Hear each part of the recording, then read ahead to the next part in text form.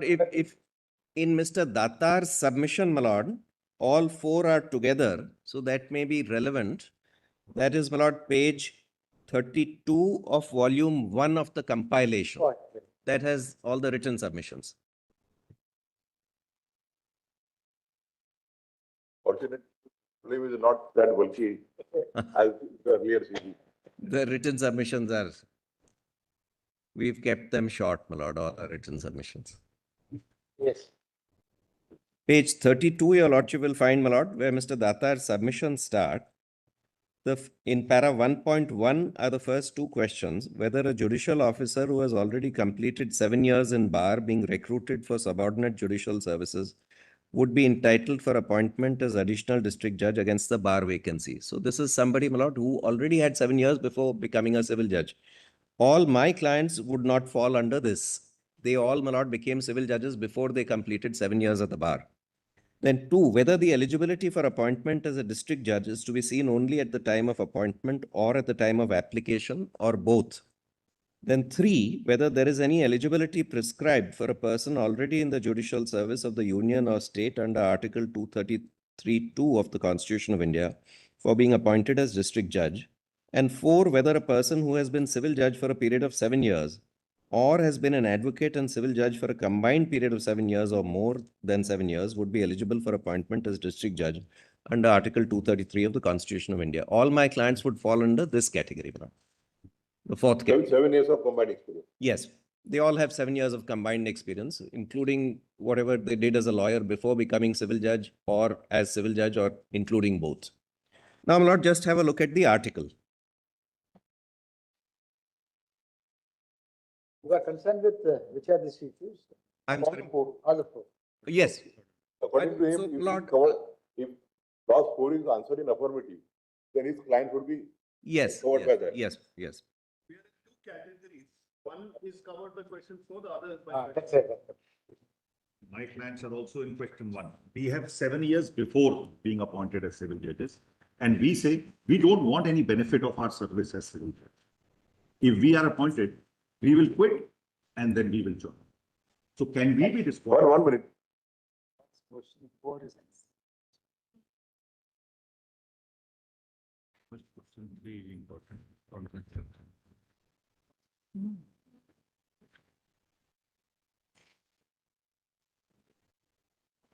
It says that you concentrate more on question number 4. Because in the event question number 4 is answered in the affirmative, The others get through. everybody will get Right. Right. And first 3, question 3. It's okay. Lord, your lordship will have a look at Article 233. It comes under, my lord, Chapter 4 of Part 4. Sorry, Chapter 6 of Part 6, which is the subordinate courts.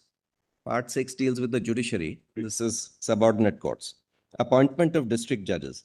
Appointments of persons to be and the posting and promotion of district judges in any state shall be made by the governor of that state in consultation with the High Court exercising jurisdiction in relation to such state.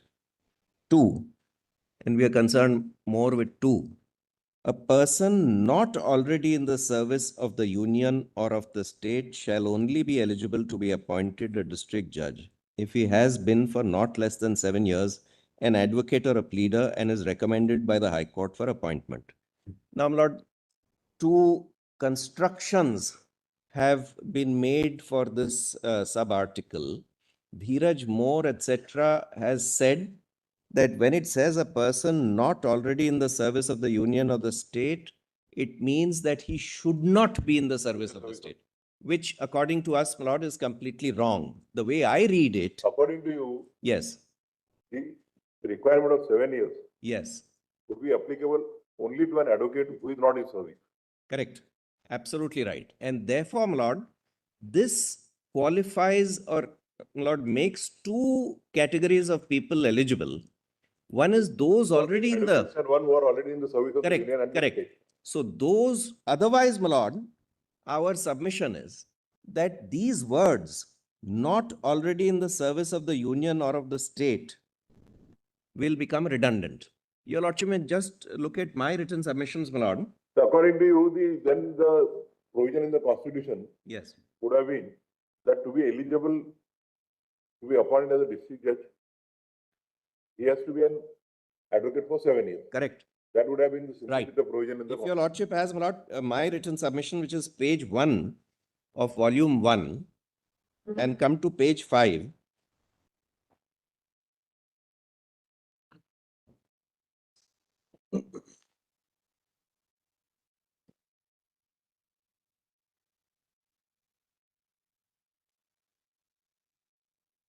Page 5, my Lord, about 6th line, I have quoted that part, Article 233(2) minus those words which my submission is would become superfluous or redundant if their construction were to be accepted. Now just read it, my Lord, as I've taken off those words. A person shall only be eligible to be appointed a district judge if he has been for not less than 7 years and as advocate or pleader and is recommended by the High Court for appointment. This is what would have been sufficient if what they are saying is correct, namely that you have to be an advocate or a pleader. If you are a district judge today, then you cannot, or if you are a civil judge today, then you cannot be eligible.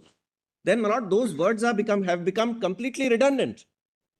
So therefore, and it's a well accepted principle of law, that any construction of a statute, or in this case, the constitution, which the provision redundant. which makes any words redundant, Or rather than each and every word has to have some given meaning. its meaning. Correct, correct. Now, I have, my Lord, I'm relying on 3 judgments for this proposition.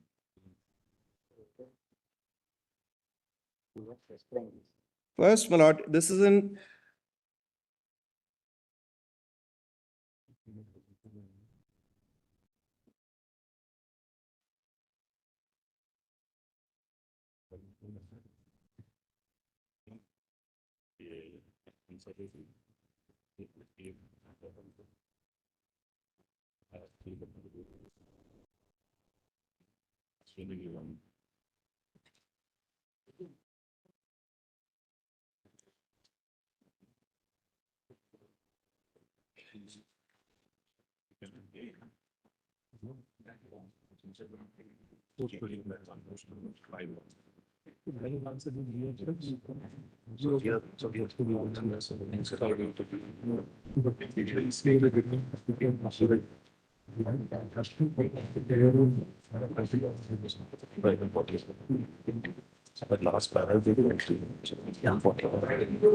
Person in service is a judicial service. yes.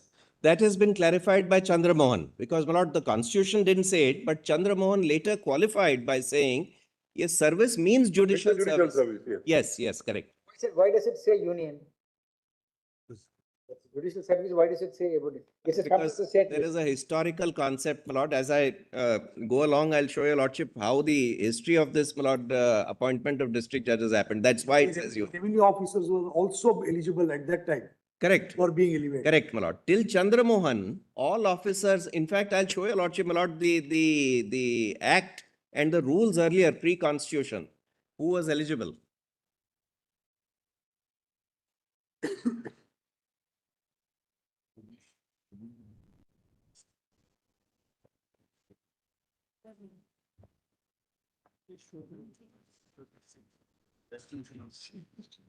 That's what is used price.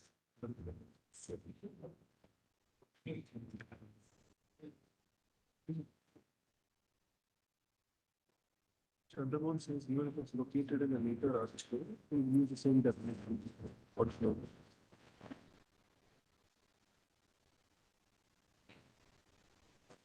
Yes, give me that relevant paragraphs of answer paragraphs.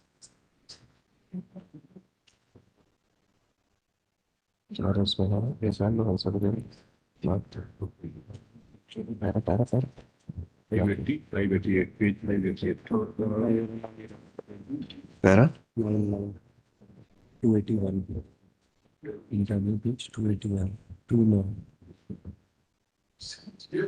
Lord, if your Lordship turns to volume 5, sub-volume 2. This is that volume 5 is the case law volume, my Lord. The new one. It's there, my lord, in the compilation which has been uploaded. Volume 5, sub-volume 2. And this judgment starts at, Which, Rameshwar? no, my lord. I'll first only on the point that no words of a provision can be made redundant. Settle law, but they just. That's correct, my lord. So just one, very quickly, one paragraph from that judgment. This judgment starts at page 580, 518. 580, my lord, and the relevant part is at 588.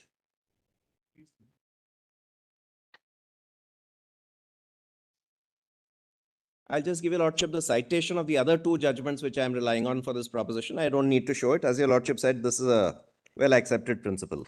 At page 588, my lord, between placetum D and E, in Quebec Railway, 1 minute.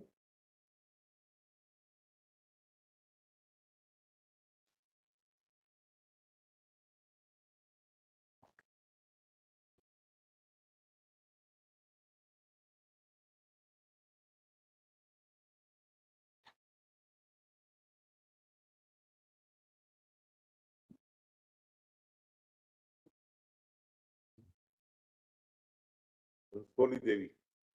yes, Hansoli Devi. And I'm reading, my lord, 1 minute. page 588, which is 281 of the It report. begins at page It begins, my lord, at page 580. 5. 80.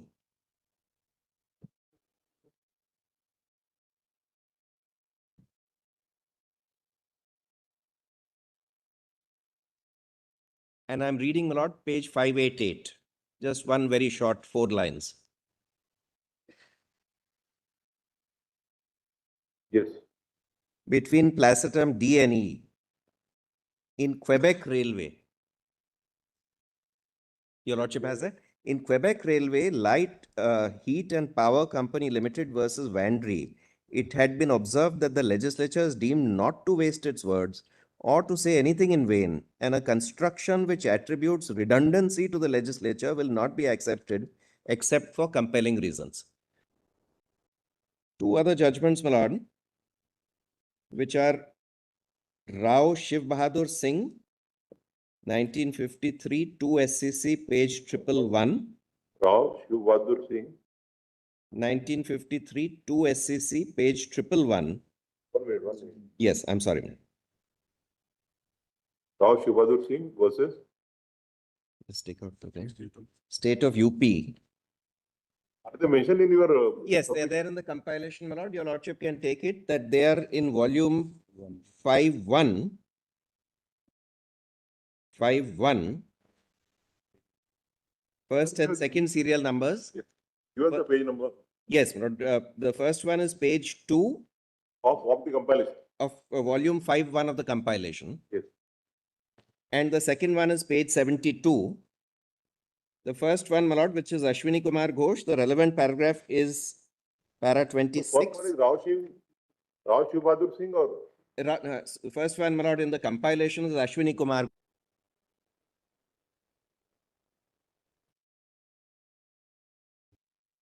Paragraph of that is 26. And Rao Shiv Bahadur Singh, which is at page 72 of the compilation, paragraph of that is 10.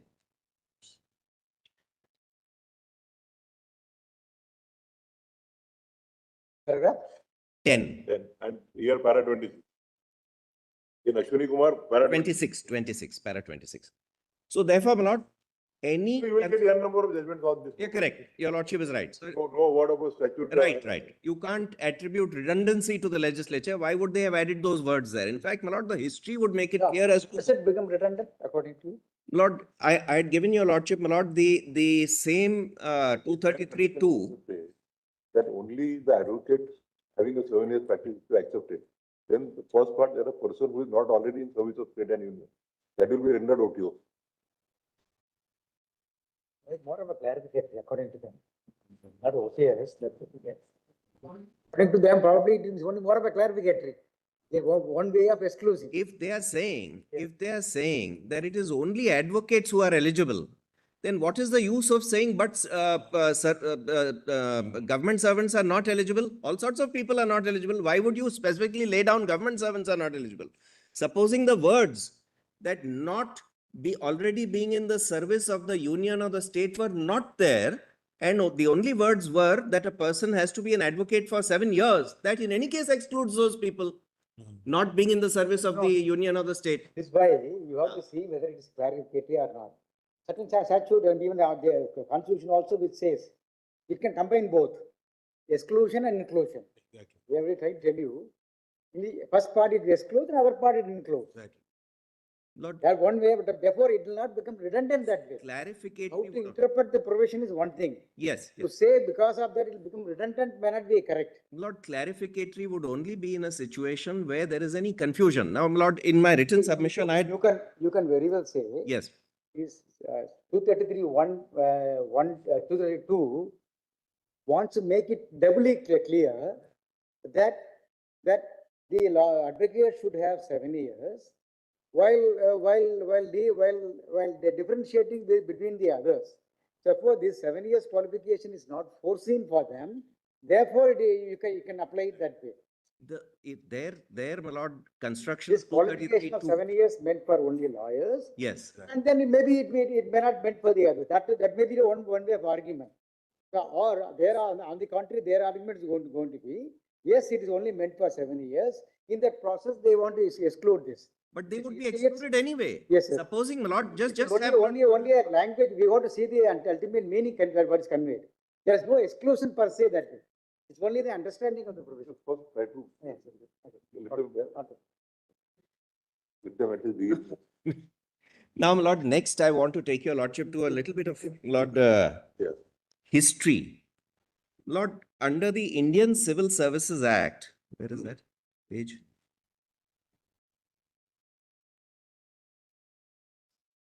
Fancy volume, huh? If your Lordship has volume 4 of the compilation,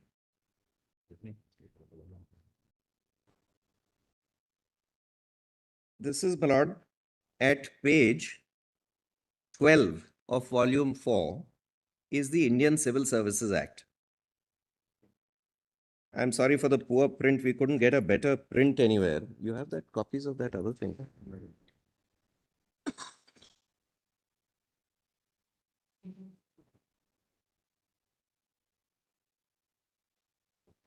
If your Lordship has, my Lord, page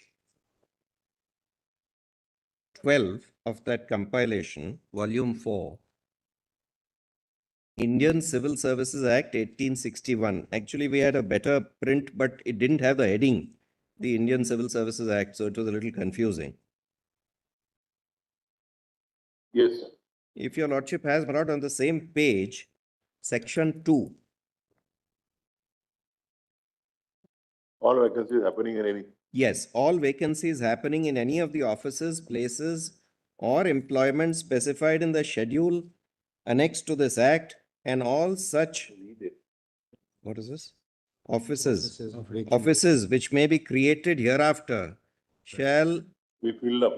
be filled up and supplied except as hereunder provided from amongst the, what is it? Covenanted civil servants Among of the the- Crown in India. Wanted staff, civil services. From the amongst Crown the in- covenanted civil servants of the Crown in India. So, and if your Lordship has the next page, the schedule, under judicial, the posts are civil and sessions judge, which is today the district judge and sessions judge, or chief judicial officers of districts in the provinces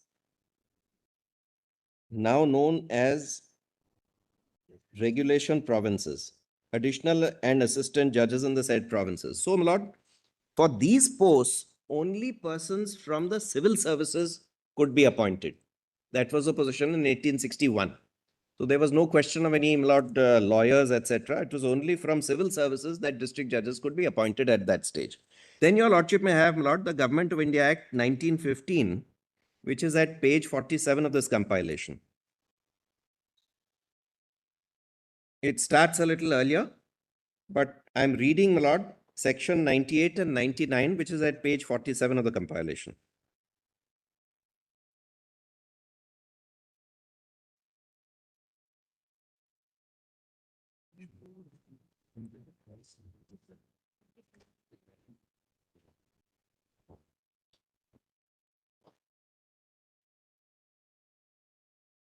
Your Lordship has that, my Lord? Section 98 at page 47.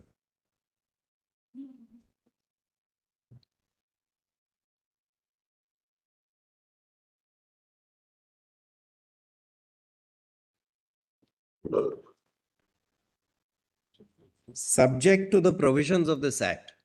Section 98 I'm reading. Yes. Subject to the provisions of this Act, all vacancies happening in any of the offices specified or referred to in the third schedule, and I'll just show the third schedule that includes this district judge, etc. And all such offices which may be created hereafter shall be filled from amongst the members of the Indian Civil Service. Then there is a kind of a proviso, that next section, section 99. The authorities in India by whom appointments are made to offices in the Indian Civil Service may appoint to any such office any person of proved merit and ability, domiciled in British India and born in British India, of parents habitually resident in India and not established there for temporary purposes only, although the person so appointed has not been admitted to that service in accordance with the foregoing provisions of this Act. So there is a power to appoint people who are not in the Indian Civil Service, and that is to be done by rules, which is 99(2). Every such appointment shall be made subject to such rules as may be prescribed by the Governor General in Council and sanctioned by the Secretary of State in Council with the concurrence of a majority of votes at a meeting of the Council of India. And the third schedule, your Lordship will find at page 61. That is that these offices normally from the civil services, but the authorities can appoint from others also as per rules. And these offices include, my Lord, at page 61,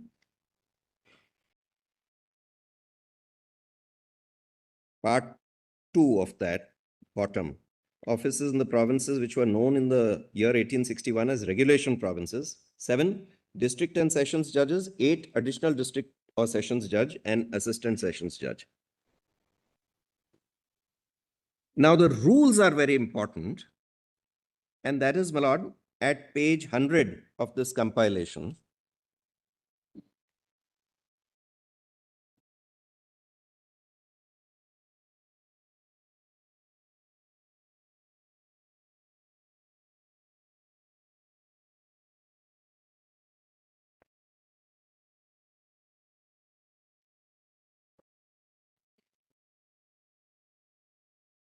This is the notification dated 30th March 1922 as amended by notification dated 17th May. Lord, that handwritten correction is on the website of the government itself. This is how it is there.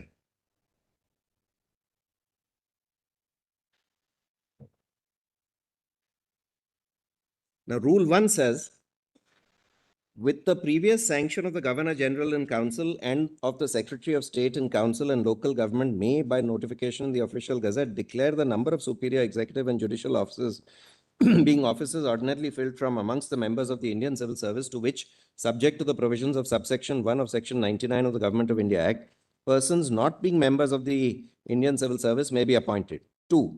Within the limit of the number declared under Rule 1, the local government may appoint, and your Lordship will straight away have Roman 2 because Roman 1 refers to executive office. 2. To a superior judicial office, a member of the provincial civil service, subordinate to the local government, or a person who at the time of the appointment is A, a barrister of England or Ireland, or a member of the Faculty of Advocates in Scotland, or B, a vakil, pleader, advocate or attorney of a high court in India, or C, a pleader or advocate of a chief court or of a judicial commissioner's court, or D, a pleader of a district court, etc., etc. So therefore, Lord, two streams are very clear. One, that he is a person, a member of the provincial civil service, subordinate to the local government, or a person who is a barrister, vakil, pleader, etc. So this is the history of how Lord 233 has come. Those two streams, namely a person who is a member of the provincial civil service. But whether the superior judicial service is defined? That your Lordship saw, my Lord, in the third schedule to the Act, the Government of India Act 1915. That was, my Lord, at page. It says offices in the provinces which were known in the year 1816 as Regulation prohibits it. So these are the regulations made under, these are the rules, my lord, made under section 99(2). If your lordship comes back to the Government of India Act 1915, 1992, so which permits even those persons who are not in Indian civil services and who are, yes, correct. who are correct. So domiciled in therefore, to be appointed. so even at this stage in 1915, 1922, 23, those who were in the civil service could be appointed district Yes. judges. But apart from that, those who were in the provincial service or those who were advocates, barristers, vakils, pleaders, etc. That came by way of, my lord, the rules made under this 1915 Act. So that, my lord, the notification of 1923, namely either member of a provincial civil service subordinate to the local government or a person who was a barrister, vakil, pleader, etc., came by this. And that is how, my lord, when the the Government of India Act 1935 came, Article 254, which is the precursor to 233 in our constitution, my lord, came, which is more or less the same. Your lordship will have a look at it at page 136 of this compilation.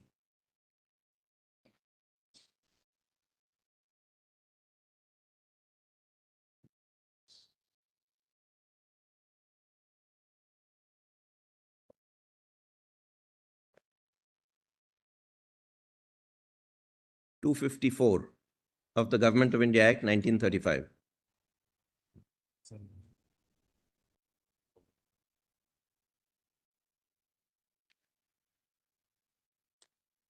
District judges, etc. Appointments of persons to be and the posting and promotion of district judges in any province shall be made by the governor of the province exercising his individual judgment, and the High Court shall be consulted before a recommendation as to the making of any such appointment is submitted to the governor. To a person not already in the service of His Majesty shall only be eligible to be appointed a district judge if he has been for not less than 5 years a barrister, member of the Faculty of Advocates in Scotland, or a pleader, and is recommended by the High Court for appointment. So more or less identical, except that 7 years is 5 years.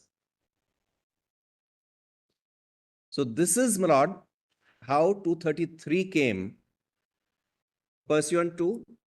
So the history of it shows that initially, Sub-article 1 and 2 yes, are drawn from 254, 1 and 2. yes. And 254 of the Government of India Act, my lord, was from the earlier thing, namely where people from the civil service were, eligible to be appointed. Provincial civil, initially only ICS. According to even after 1935, Yes, the practice of people being appointed from the ICS, yes, also from the bar, yes. that continued. That continued, not just the ICS, also from the provincial civil services, from the civil services. So a person not already in the service of His Majesty shall only be eligible. So therefore, my lord, this has been coming from that period, and this is the background in which your lordship has to interpret 233. Why it said a person not already in the service. Namely, a person who is already in the service is eligible anyway. A person not already in the service is eligible if he has been an advocate for 7 years. And that ties in, my lord, with my submission that otherwise it would make those words redundant.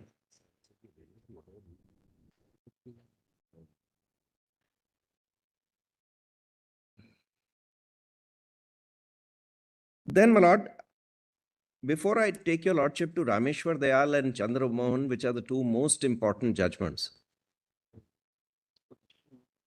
260 of the constitution debate.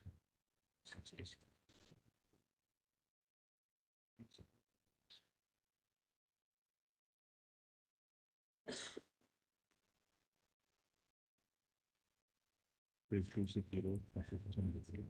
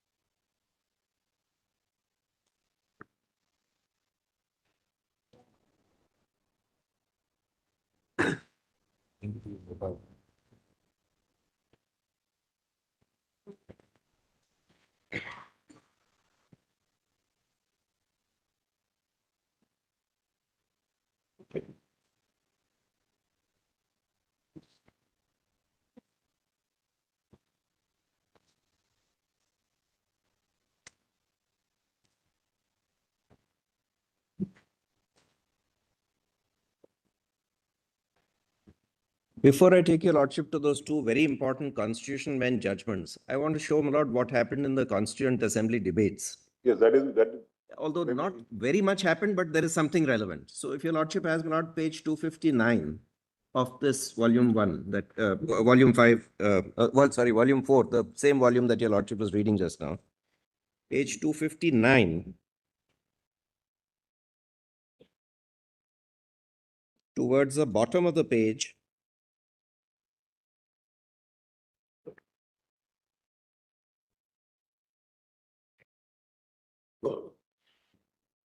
the last 7 or 8 lines, Article 209A. Does your lordship have that, my lord? 209A was the draft article which became 233.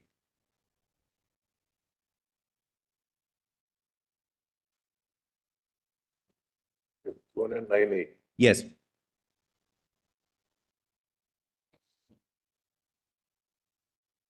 Does your lordship have that page, my lord? 259? Yes, Yeah, I'm sorry. The Honorable Dr. B.R. Ambedkar. Sir, I move that after Article 209 between chapters 7 and 9 of Part 6, the following be inserted.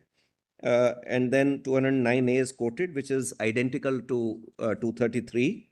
And then, my lord, on page, the next page, 260, if your lordship has just below the middle of the page, paragraph beginning, sir, the objects. After, my lord, the entire thing is quoted up to 209F, which takes us to, my lord, 237.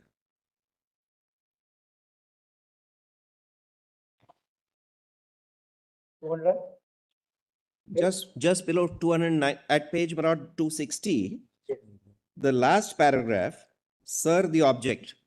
I'm reading that part. Sir, the object of these provisions is twofold. First of all, where is it? my lord, the last paragraph on page 260. Sir, Sir, the object of these provisions is twofold. First of all, to make provision for the appointment of district judges and subordinate judges and their qualifications. So therefore, my lord, this article provides for qualifications of district judges.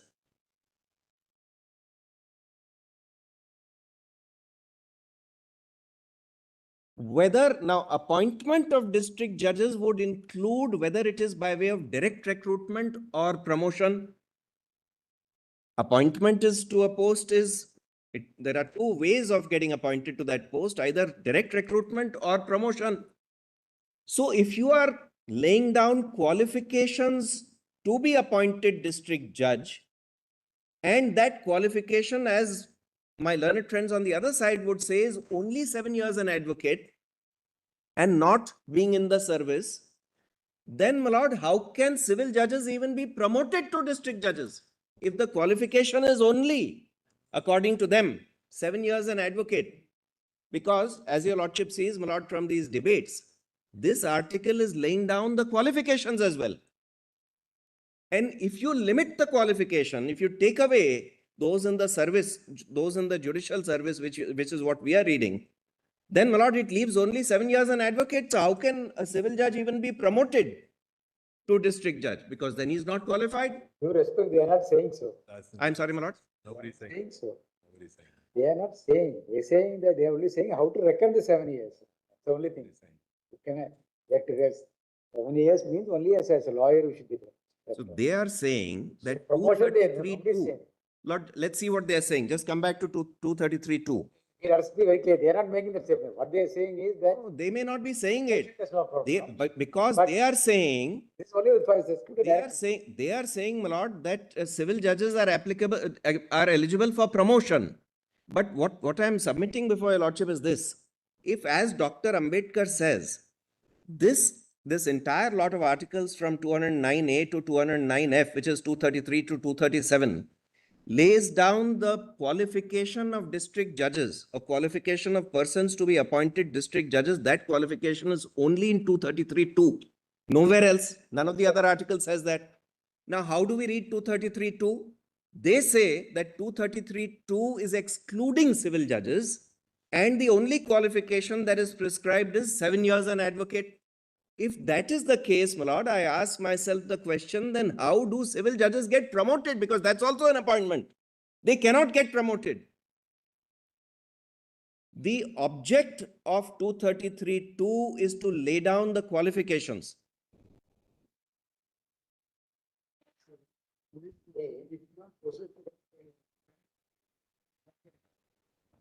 No, Well, let us put their case. Their case is simple. 233 alone you commanded. 233 is meant for them. It's as simple as that. For that purpose, it makes clear, it excludes the somebody who's in employment of state and civil union. That's the thing. I'll meet that also. I'll meet that also. Argument would only be. It is not their argument. Therefore, we do not blabber much on that. That would not be the argument. What they are saying is for the direct recruitment, the 7 years is only for the lawyers alone. That 7 years qualification, they have been excluded from 233.2, not 233.1. Therefore, my lord. 233.1 speaks about promotion. Correct. It can be Now, done. so therefore, my lord, according to them, where does the eligibility of civil judges come from under these articles? Because obviously they have to be eligible for being promoted. They have to be eligible for being promoted. Where is that eligibility coming from? According to me, that eligibility is, even if they were to be promoted, for a moment, let us argue against me, my lord, that their only avenue is promotion. Where is that eligibility laid down in Article 233, 234, 235, 236, 237? According to me, there is no other place except 233.2. No, 233 deals only with the district judges. Correct? Then 234 deals with the recruitment of persons other than the judges. Yes, It provides for making of the rule. right. Therefore, are they saying that the eligibility of civil judges to become district judges is coming only by way of the rules? In my humble submission, that's why I referred to, my lord, the Constituent Assembly debates, namely that these articles are providing for the qualifications for being appointed as district judge. And that, in my humble submission, would include the qualifications for being promoted as district judge also, because promotion is also appointment. Appointment is. Well, word also use promotion. Words used in sub-article 1 Yes. also use the appointment, posting and promotion. Yes, yes. So therefore, my lord, your lordship is right.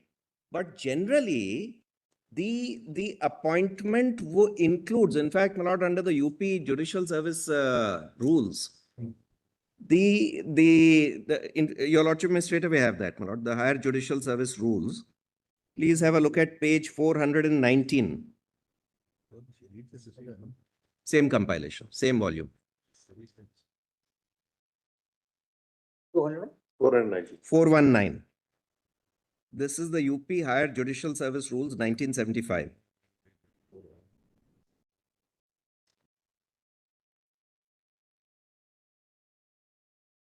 As amended from time to time.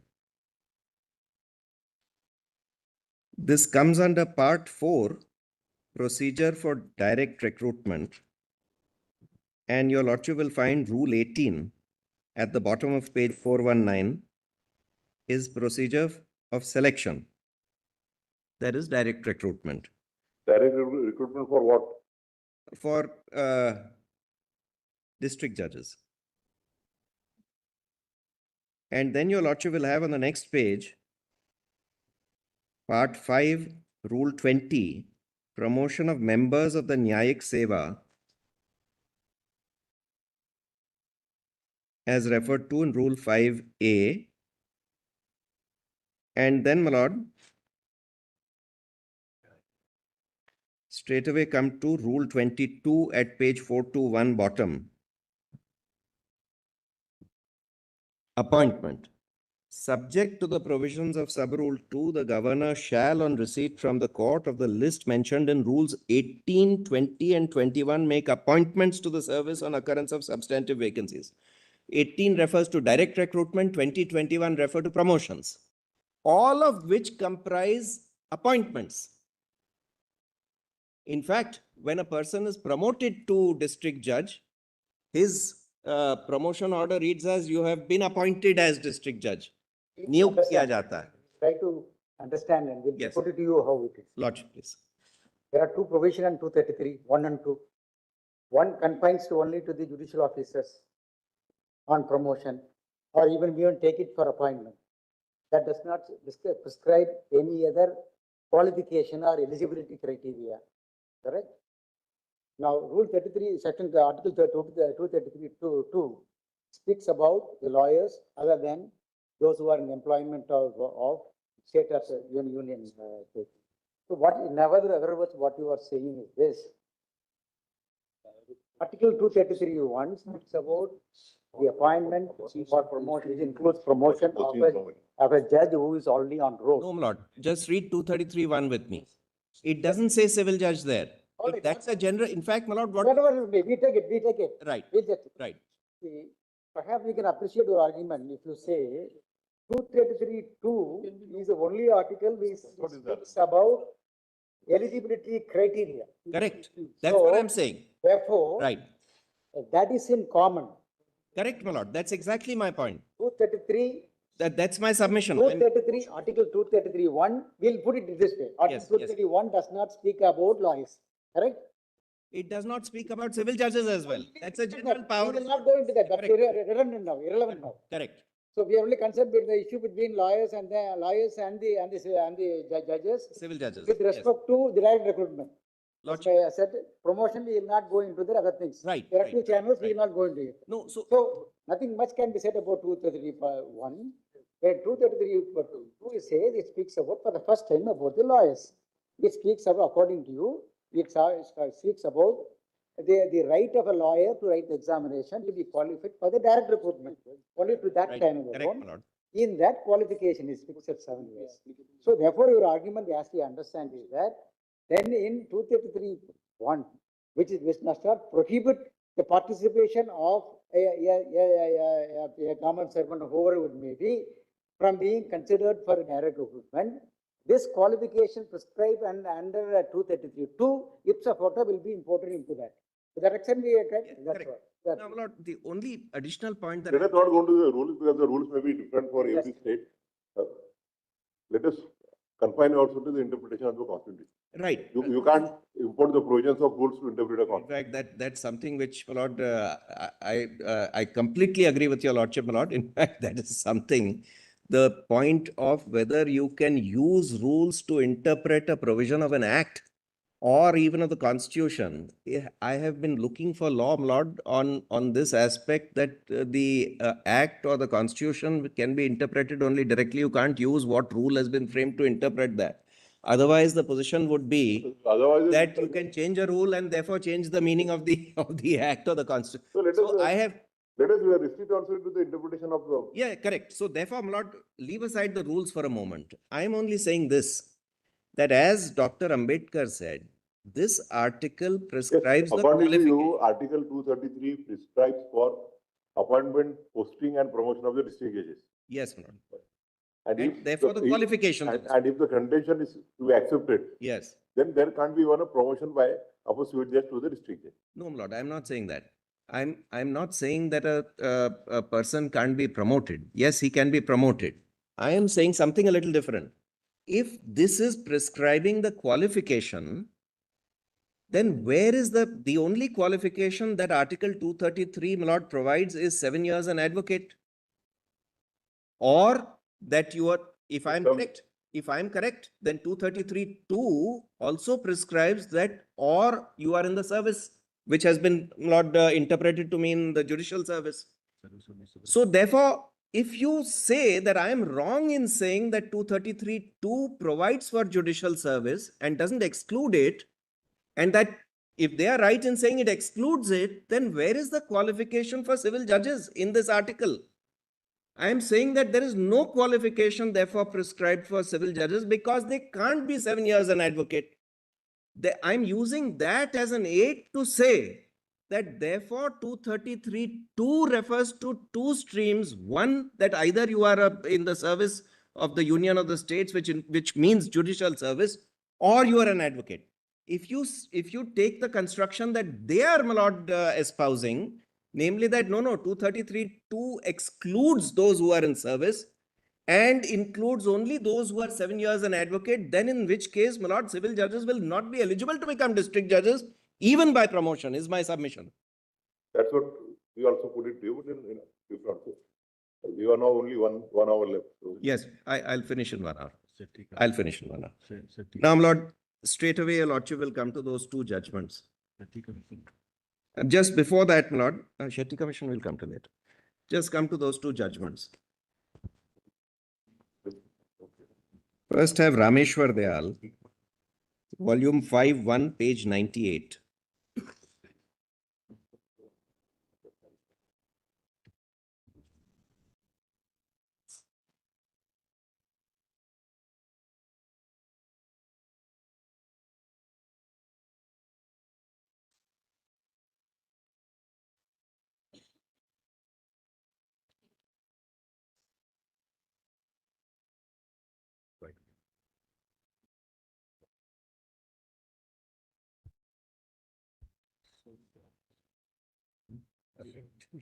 If your lordship, my lord, turns to page 100, that's where the judgment starts.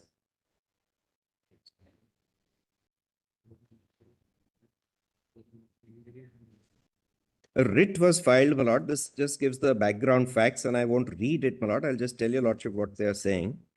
A writ was filed challenging the appointment of 5 persons as district judges. That writ was dismissed by the High Court, and the ground taken was, and that's towards the bottom of the page at page 100, that they were not qualified to be appointed as district judges under Article 233 of the Constitution at the time when they were appointed by the state government. And therefore, the appointment as such was constitutionally invalid. Now, the facts, my lord, have been, this, my lord, incidentally, as your lordship might note, my lord, that included the appointment of Justice H.R. Khanna, which your lordship will find at the bottom of page 100. page 100. Page 100 of that compilation, at the bottom, your lordship will find that one of those 5 people whose appointments was challenged was also... Compilation. Volume 5, 1. I'm so sorry. The judgment starts at page 98 of this compilation. You have also given SCC online. So I have not given that, my lord. I was reading it from the SCR because both these Constitution Bench judgments were pre-SCC. okay. So later they have been.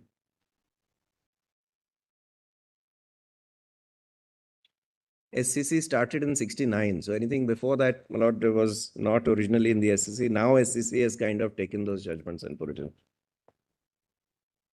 Yes, volume page 100. Page 100, my lord, the judgment starts, and the background facts were that 5 people were appointed as district judges. Their appointments were challenged on the ground that they were not eligible under 233. Now, I was just, Lord, pointing out just as a matter of interest that one of the 5 was Justice H.R. Khanna, who was District and Sessions Judge, Delhi, who later, Lord, came here, whose portrait hangs in Court 2. Then your lordship will have, my lord, page 100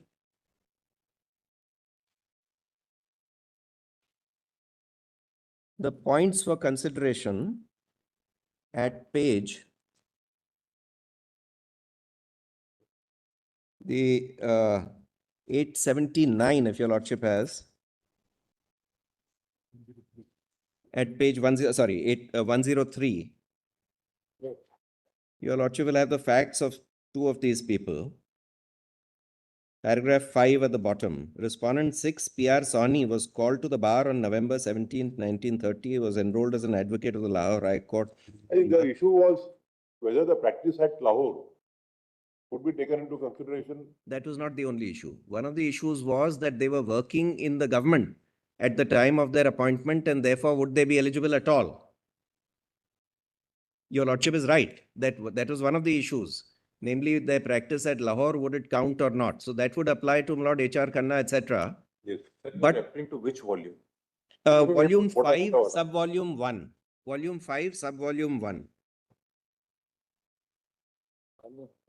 The judgments are in volume 5, my lord. Sub-volume 1 is the very first one of those. From page to page 401. So it's like a V1. VA and VR. Volume VA, VR. Yes, I'm so sorry. 105. 103 or Yes, respondent of PR. yes. Sawhney. Was called to the bar on November 17, 1930, was enrolled as an advocate of the Lahore High Court on March 10, 1931. After partition, he shifted to Delhi, worked for some time as legal advisor to the custodian evacuee property. Then he practiced for some time at Delhi. He then accepted service under the Ministry of Rehabilitation as an officer on special duty and administrator, Rajpura Township. On March 30, 1949, he became the chairman, Jalandhar Improvement Trust. On March 6, 1949, he got his license to practice as an advocate suspended. On April 6, 1957, he was appointed as district and sessions judge while he was, my lord, the chairman of the Jalandhar Improvement Trust. So he was in the service of the union or the state or whatever it was, and he was not an advocate. In fact, he had got his license also suspended and he got appointed. So the question was whether he was eligible or not. Now, also, my lord, at page 103, top paragraph 2, Harbans Singh, he was then the deputy custodian of evacuee property when he was appointed district and sessions judge. So these two people were not lawyers, my lord. They had been lawyers earlier, but were not lawyers at the stage when they got appointed as district judges.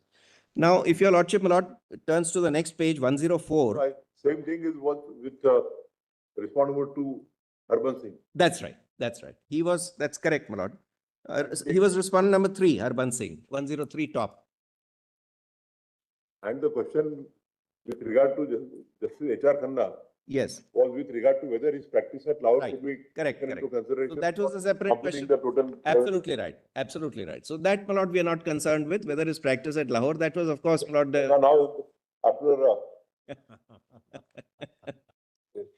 Now, my lord, the at only page. question is whether the service of Sawhney Yes. And and Harbans Singh. Harbans Singh. as a service, in the government, Yes, which was not a judicial service, correct. could have been taken into consideration or not. Not taken into consideration. When they were appointed, they were not lawyers. One of them had got his license suspended and they were working there. He was chairman of the Jalandhar Improvement Trust. Question is, are you eligible? And therefore, my lord, the question of the 233(2), either in the service or advocate of 7 years, that question therefore arose. Now, just have a look at, my lord, 104(2), 104 about. Yes.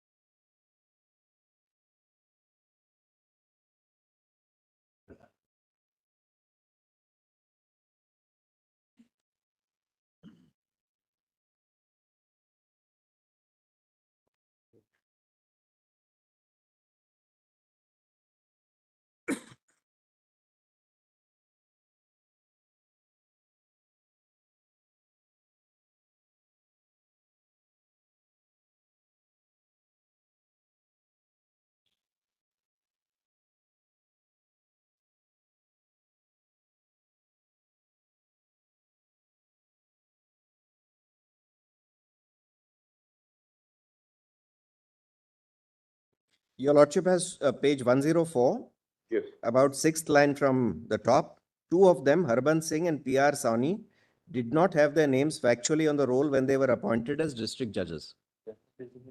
Your Lordship has that sentence, Manoj?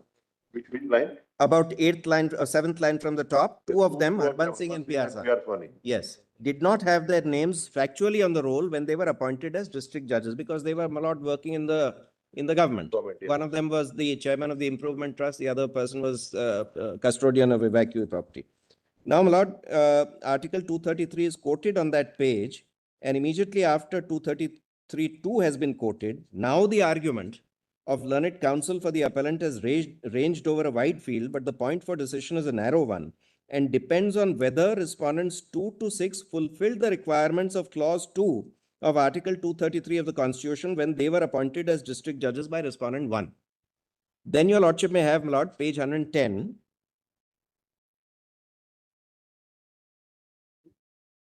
Two and six, they are one part, and Yeah. 3 and 4, the other part. I'm sorry. 2 and 6, they fall in one category, Yes, and 3 and 4, they fall in other category. right, correct. 3 and 4 with regard to their experience at law, Yes. and 2 and 6 as to whether their service can be considered. I think, Lord, this Harbans Singh was respondent number 3 and 6. The paragraph is, Urban Singh was number 2. Lord, if your lordship has page 103, top of the page, respondent 3, Number Harbans 3. Singh. Respondent number 3, Yes. Urban Singh. Now, if your lordship turns to page 110,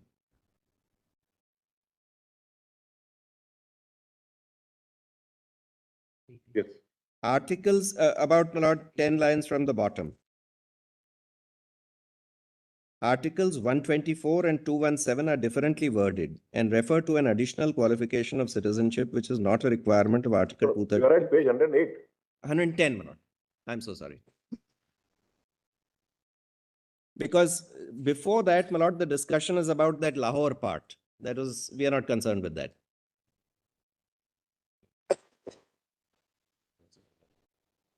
Articles 124 and 217 are differently worded and refer to an additional qualification of citizenship, which is not a requirement of Article 233. And we do not think that Clause 2 of Article 233 can be interpreted in the light of explanations added to Article 124 and 217. Article 233 is a self-contained provision regarding the appointment of district judges. As to a person who is already in the service of the union or the state, no special qualifications are laid down, and under clause 1, the governor can appoint such a person as a district judge in consultation with the relevant high court. As to a person not already in the service, a qualification is laid down in clause 2, and all that is required is that he should be an advocate or pleader of 7 years standing. The clause does not say how that standing must be reckoned, and if an advocate of Punjab High Court, etc., then skip that part, my lord, and then come to the bottom of page 111. We now turn to the other two respondents, Harbans Singh and P.R. Sawhney, whose names were not factually on the roll of advocates at the time they were appointed as district judges. What is their position? We consider that they also fulfilled the requirement of Article 233 of the Constitution. Harbans Singh was in the service of the state at the time of his appointment, and Mr. Vishwanath Shastri, appearing for him, has submitted that Clause 2 of Article 233 did not apply. So therefore, if he was in the service, then itself he is eligible. And this was a direct recruitment, not a promotion. So that is one ground that is given by the Constitution bench. The other ground is the next sentence. We consider that even if we proceed on the footing that both these persons were recruited from the bar and their appointment has to be tested by the requirements of clause 2, we must hold that they fulfilled those requirements. They were advocates enrolled in the Lahore High Court, etc., and that their practice of 7 years would be counted. So the two grounds are given. One, that because they were in the service, therefore they fulfilled it. Because, my lord, 233(2) was read in the manner in which I am reading it. Namely, that two kinds of people are eligible. One, that those who are already in the service, and two, advocates of 7 years. So both the reasonings have been given in this judgment to, Lord, make them qualify. to not set aside their appointments. Number one, since they were in the service, they qualified. And number two, in any case, their prior experience, No, but then, even though they were not in the judicial services, correct, because that plot came only by way of Chandra Mohan. Chandramohan. Yeah, that came only later, because till then your lordship saw, But then what is most important to you yes, is observations in page 110, last 7-8 lines. yes. Yes, Article 233 is a self-contained provision regarding the appointment of district judges. As to a person who is already in the service of the union or the state, no special qualifications are laid down. Absolutely right, Manoj. Absolutely right. But how does Dhiraj More distinguish this? I'll show your lordship, my lord. It just says, no, this is something totally different. I don't know how it's been distinguished. Chandramohan is even clearer. I'll show to your lordship Chandramohan. Let us go to Chandramohan. Yes, straight away, my lord.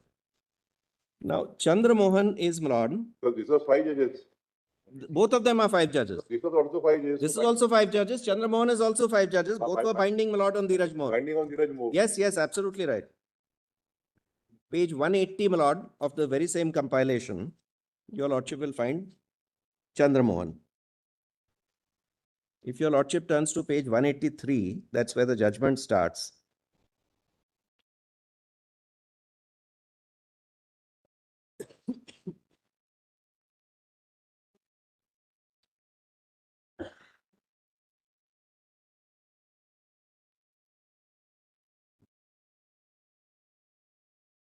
I'll just read that first paragraph, my lord, because there is a phrase called judicial officers who are actually from the executive department. That has created a bit of a confusion. In Dhiraj More, they say that this part goes against you because they hold that these judicial officers were not qualified.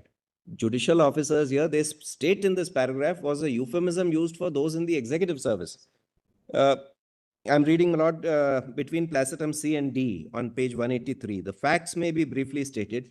During the years 1961 and 1962, the Registrar of the Allahabad High Court called for applications for recruitment to 10 vacancies in the UP Higher Judicial Services from barristers, advocates, vakils, and pleaders of more than 7 years standing, and from judicial officers. The expression judicial officers is a euphemism for the members of the executive department to discharge some revenue and magisterial duties. Selection committee constituted, etc. Then, my lord, between placetum E and F, respondents 2, 3, and 4 were advocates, respondents 5, 6, and 7 were judicial officers. Then, my lord, at placetum G, thereafter the appellant who belongs to the UP Civil Services Judicial Branch, who was at the time acting as district judge, and others who were similarly situated as the appellant, filed petitions on the High Court at Allahabad under 226 for an appropriate writ directing the government not to make the appointments to the UP Higher Judicial Service pursuant to the said selection. So he didn't say that appoint me or that I was eligible or that I should have been permitted to sit in the exam. He only challenged the appointments of those persons. Then your lordship may have, my lord, 2 pages later at page 185, placetum C, the argument of learned counsel for the appellant may be placed conveniently under the following 5 heads. 1. While under Article 233(1) of the Constitution, the governor has to make appointment of persons to be and the posting and promotions of district judges in consultation with the High Court concerned under the rules made by the governor under Article 309 of the Constitution.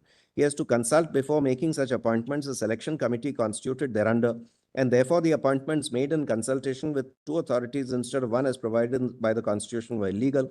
2, on a fair reading of the provision of the rules, it is manifest that the High Court is a transmitting authority, etc. Just leave that, my lord, for the sake of time. Just come to 3. The governor has no power. The governor has no power to appoint district judges from judicial officers as they are not members of the judicial service. The exclusion of the members of the judicial service in the matter of direct recruitment offends Articles 14 and 16 of the Constitution. Alternatively, the exclusion of members of the judicial service in the matter of direct recruitment to the post of district judges while permitting judicial officers to be so recruited offends the said article. Then, my lord, your lordship will have page 189.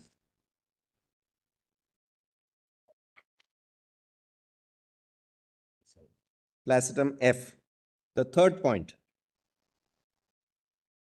The third point raised is one of far-reaching importance.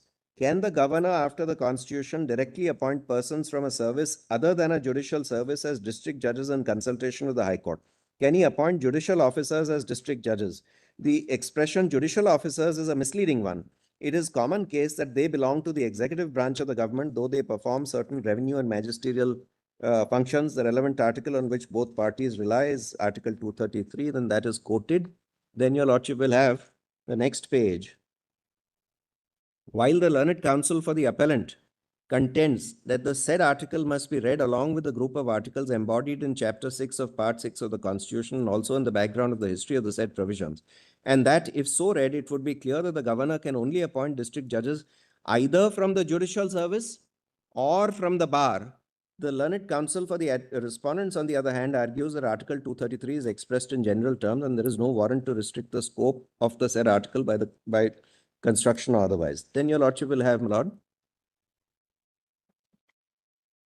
2 pages later, page 192, after, my lord, the various other articles in that same part are quoted. No, you can read to the third paragraph also, that is also important. Which one? I'm sorry. Page 190, 190. Yes. before construing the said provision. Before construing the said provisions, it should be remembered that the fundamental rule of interpretation is the same whether one construes the provisions of the Constitution or an Act of Parliament, namely that the court will have to find out the expressed intention from the words of the Constitution or the Act, as the case may be. But if, however, two constructions are possible, then the court must adopt that which will ensure smooth and harmonious working of the Constitution and eschew the other which will lead to absurdity or give rise to practical inconvenience or make well-established provisions of existing law nugatory. Grateful. Then, my lord, may I take your lordship to 192? After that whole chapter in the Constitution is quoted. Third line, top of the page.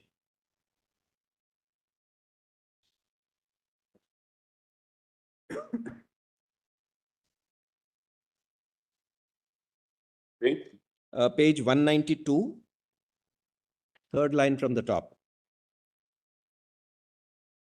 The gist of the said provisions may be stated thus. Appointments of persons to be and the posting and promotion of district judges in any state shall be made by the governor of the state. There are two sources of recruitment, namely one, service of the union or the state, and two, members of the bar. Please mark this, my lord. Two sources of recruitment. The said judges from the first source are appointed in consultation with the High Court, and those from the second source are appointed on the recommendation of the High Court. The article doesn't say that the first source will be only by way of promotion. That will be in consultation, because under 230, That may be their argument. and that it is only by way of promotion. That is only their argument, and somehow it is not there anywhere in the article, but somehow it has come from somewhere. But in the case of appointments of persons to the judicial service other than as district judges, they will be made by the governor of the state in accordance with the rules framed by him in consultation with the High Court and the Public Service Commission. But the High Court has control over all district courts and courts subordinate thereto, subject to certain prescribed limitations. So far, there is no dispute. But the real conflict rests on the question whether the governor can appoint as district judges persons from services other than the judicial service. That is to say, can he appoint a person who is in the police, excise, revenue, or such other service as a district judge? The acceptance of this position would take us back to the pre-independence days, and that too in the conditions prevailing in the princely states. In the princely states, one used to come across appointments to the judicial service from police and other departments. This would also cut across the well-knit scheme of the Constitution and the principle underlying it, namely the judiciary shall be an independent service. Doubtless, if Article 233(1) stood alone, it may be argued that the governor may appoint any person as a district judge, whether legally qualified or not, if he belongs to any service under the state. But Article 233(1) is nothing more than a declaration of the general power of the governor in the matter of appointment of district judges. It does not lay down the qualifications of the candidates to be appointed or denote the sources from which the recruitment has to be made. But the sources of recruitment are indicated in clause 2 thereof. Under clause 2 of Article 233, two sources are given, namely one, persons in the service of the union of the state, and 2 advocate or pleader. Now, this is not just pausing here for a moment. They are interpreting 233(2), that under 233(2), 2 sources are given. One is persons in the service and the other is advocate or pleader. And yet, my Lord, Dheeraj Moore says, ki, no, 233(2) excludes those in service. Completely contrary to this. It does not lay down the qualification, but sources of recruitment are indicated, namely 1 persons in the service and 2 advocate or pleader. Can it be said that in the context of Chapter 6 of Part 6 of the Constitution, the service of the Union of the state means any service of the Union or of the state, or does it mean the judicial service of the Union or the state? The setting, that is the chapter dealing with subordinate courts in which the expression the service appears, indicates that the service mentioned therein is the service pertaining to courts. That apart, Article 236B defines the expression judicial service to mean a service consisting exclusively of persons intended to fill the post of district judge and other civil judicial posts inferior to the post of district judge. If this definition, instead of appearing in Article 236, is placed as a clause before Article 233(2), there cannot be any dispute that the service in Article 233(2) can only mean the judicial service. Namely, judicial service is included in Article 233(2). The circumstances that the definition of judicial service finds a place in the subsequent article does not necessarily lead to a contrary conclusion. The fact that in Article 233(2) the expression the service is used, whereas in Article 234 and 235 the expression judicial service is found, is not decisive of the question whether the expression the service in Article 233(2) must be something other than the judicial service. For the entire chapter is dealing with judicial service. The definition is exhaustive, etc. Then your Lordship will have just above placetum D, having defined judicial service in exclusive terms, having provided for appointments to that service, and having entrusted the control of the said service to the care of the High Court, the makers of the Constitution have not conferred a blanket power on the governor to appoint any person from any service as a district judge. Reliance is placed upon the decision of this court in Rameshwar Dayal in support of the contention that the service in Article 233(2) means any service under the state. The question in that case was whether a person whose name was in the roll of advocates of East Punjab High Court could be appointed as a district judge. In the course of the judgment, Justice S.K. Das, speaking for the court, observed, Article 233 is a self-contained provision regarding the appointment of district judges. As to a person who is already in the service of the Union of the state, no special qualifications are laid down. And under Clause 1, the governor can appoint such a person as a district judge in consultation with the relevant High Court. As to a person not already in service, a qualification is laid down in Clause 2, and all that is required is that he should be an advocate or pleader of 7 years standing. This passage is nothing more than a summary of the relevant provisions. The question whether the service in Article 233(2), as a matter of fact, they depart from the view taken in Rameshwar Dayal. So, to the extent, yeah, your Lordship is right, because that's says that any service. right. Because, my Lord, they had cleared people who were not in the judicial service, namely those two. That was the situation then. Correct. Now. That is correct. Your Lordship is absolutely right. As a matter of fact, they depart slightly to limit it to. This is under the constitutional scheme. They raise their foundation on the doctrine of Yes. separation of powers Yes. and independence of judiciary. Correct. Yes, sir. Correct. But one thing is clear from both the judgments, that 233(2) includes both these streams. Both the judgments say it. And as your Lordship rightly asked, my Lord, how did Dheeraj Moore come to the conclusion that no, it's an exclusion rather than an inclusion? Then, my Lord, Stream is something which is created by us, not under the Constitution. The Constitution merely says promotion and then direct recruitment, that's all. Qualification is time, and obviously lawyers cannot be considered for promotion because they are not working as judicial officers. There is no exclusion of judicial officer under 233(2). yes. I mean, if it is recruitment is there, expressly. Then, my Lord, that fourth question, can people in the judicial service be excluded? Your Lordship had seen questions 3 and 4 were relevant. So 3 they answer by saying that no, this has to be only the judicial service, not the executive service, not any other service. And 4 they leave open. They don't answer that at all. Can they be excluded? That your Lordship will find, my Lord, at page 195. The small 2-line paragraph between placetum C and D. In this view, it's not necessary to express our view on the last 2 questions. But naturally, the corollary of what they have held would be that you cannot exclude the judicial service. If there are two streams, one is the service, which means judicial service, and the other is advocates. In fact, I'll come to that in a moment, my lord. And that is the next issue that I need to address before your lordship. So therefore, my lord, on the first point,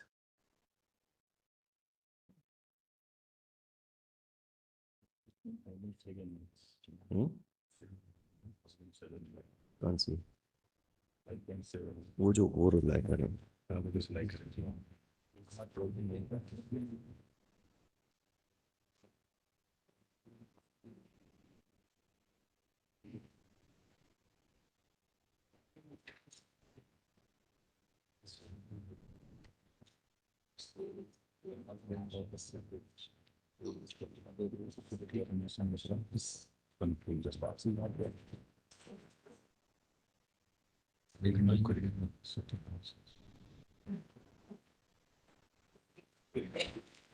Now, Lord, so therefore, in my humble submission, I have finished with the point of whether 233(2) includes that second stream. According to the 233, includes both the streams. Yes, And the finding of Jurors Board, is that completely wrong. 233(2) is exclusively Yes. for the members of the bar, Now, Lord, is not correct. correct.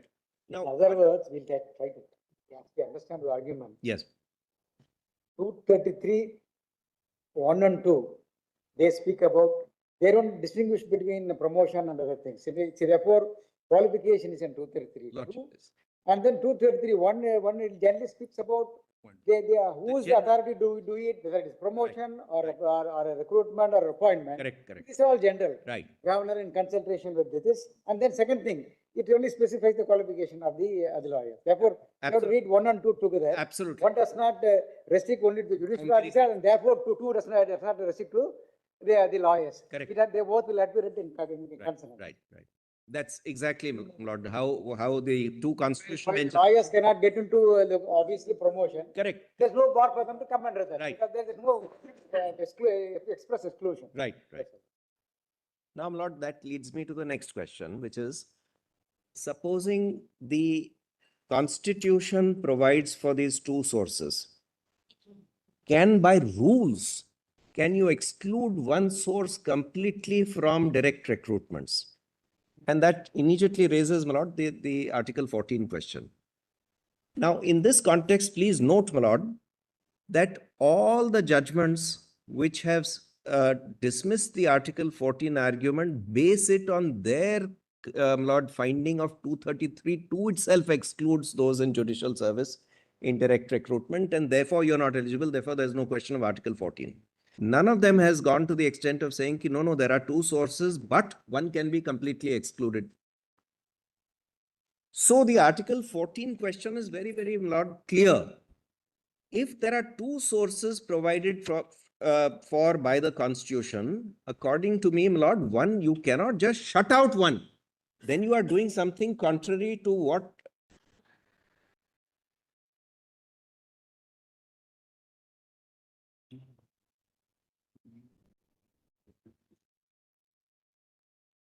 Volume 5(2), Volume 5(2), PDF 72.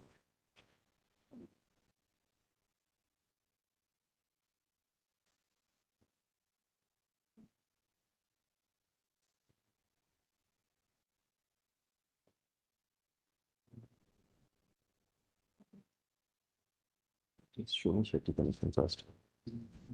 It's volume.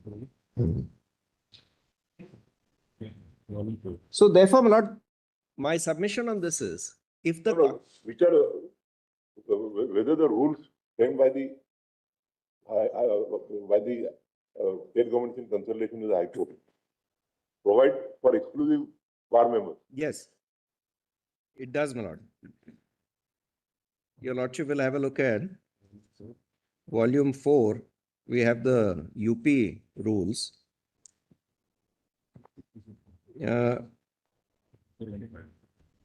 Just have a look at page 415, Rule 5.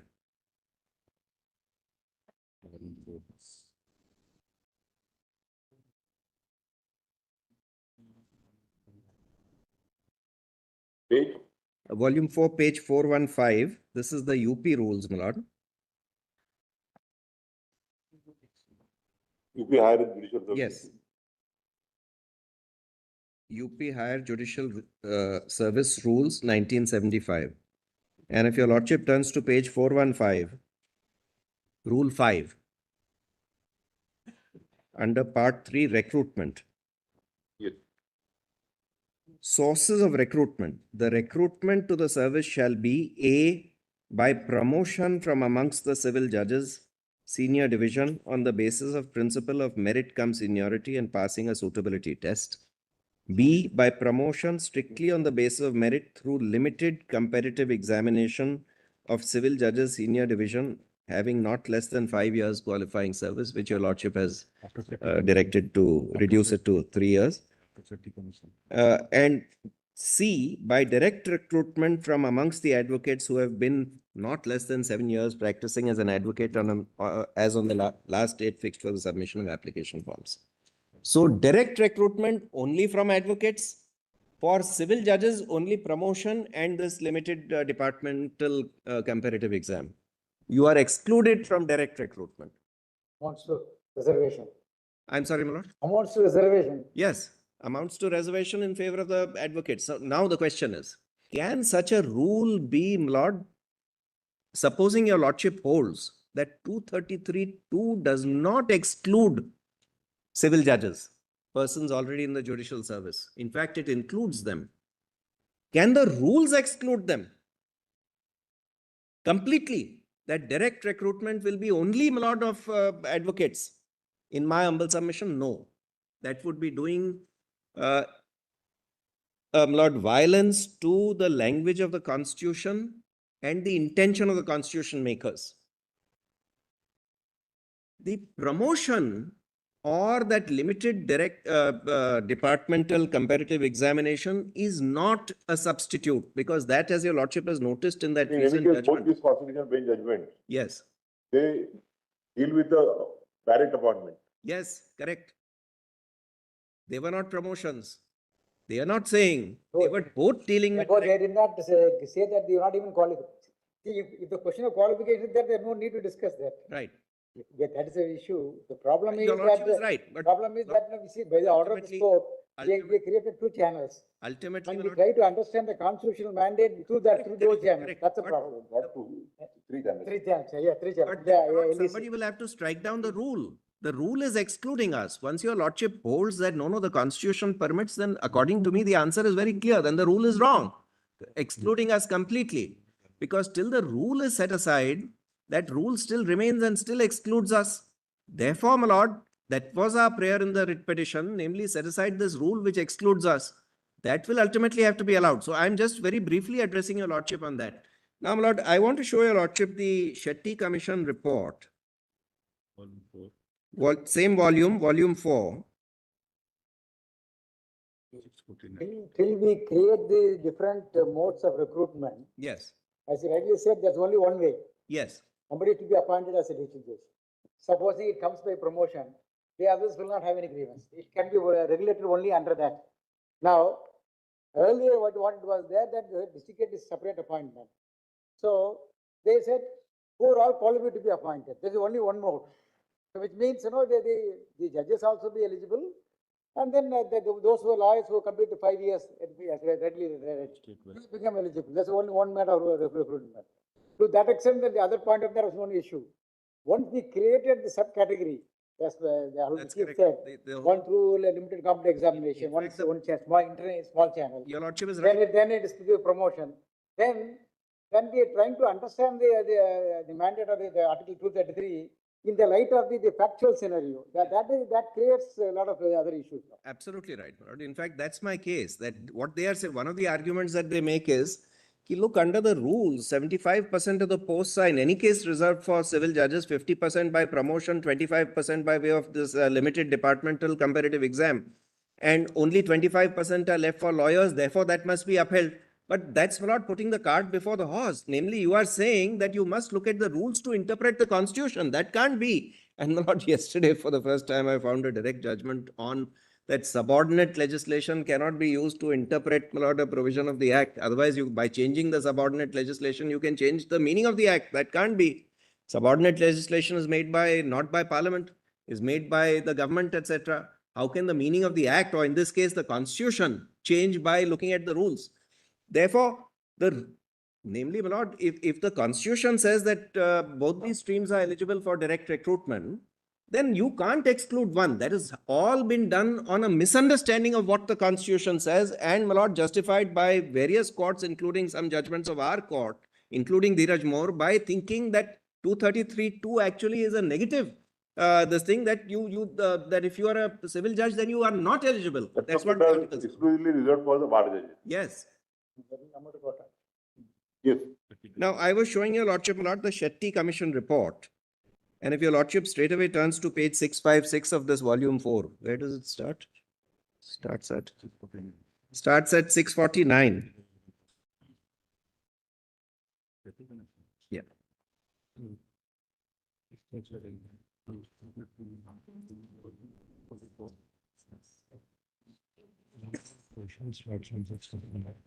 The relevant portion starts at 656. And I'll just read some parts of it. Because, my lord, the Shetty Commission came to the conclusion that this kind of thing, that you are not eligible to sit for the direct recruitment, is creating a lot of frustration and a lot of stagnation amongst civil judges. And this is something that your lordship has recently noted, that the reason why we are getting not very good people for appointment as civil judges is because they feel that they get completely stagnated. I get into the service and then now for 15, 16 years, I will not even become a district judge. Your lordship has noticed, my lord, those... We issued a notice in that matter. Yes, yes.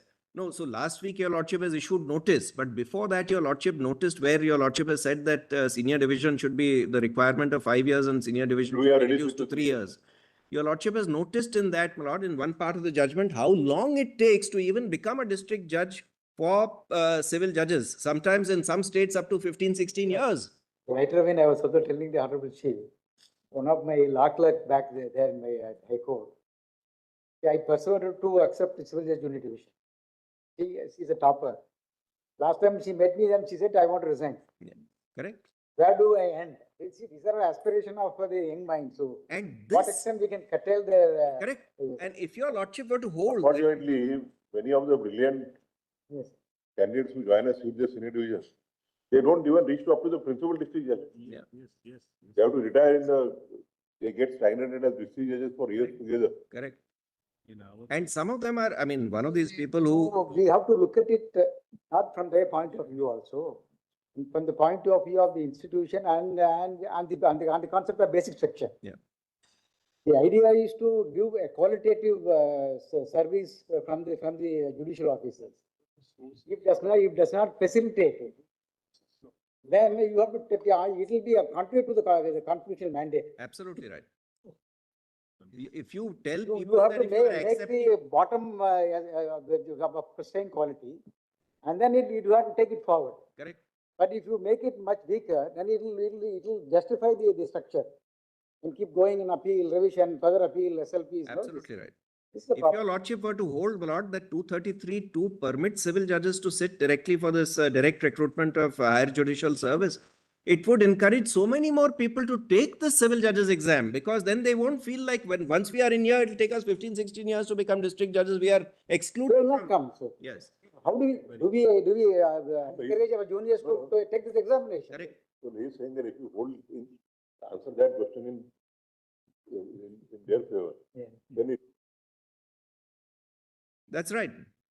Absolutely right, my lord. Because if right now they have the feeling, look, if I take this, I'm stuck. I can't sit for the higher judicial service exam. I can only go by promotion or limited departmental. And sometimes that you becoming eligible for that limited departmental comparative examination comes after, my lord, the date where you can be considered for promotion. And very often it takes about 14, 15 years.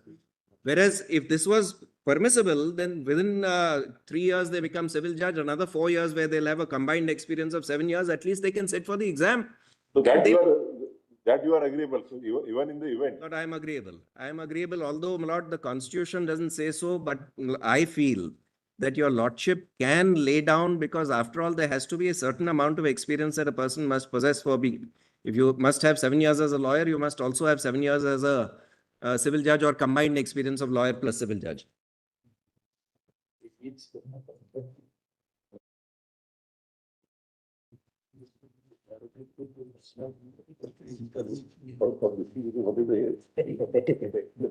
What about age?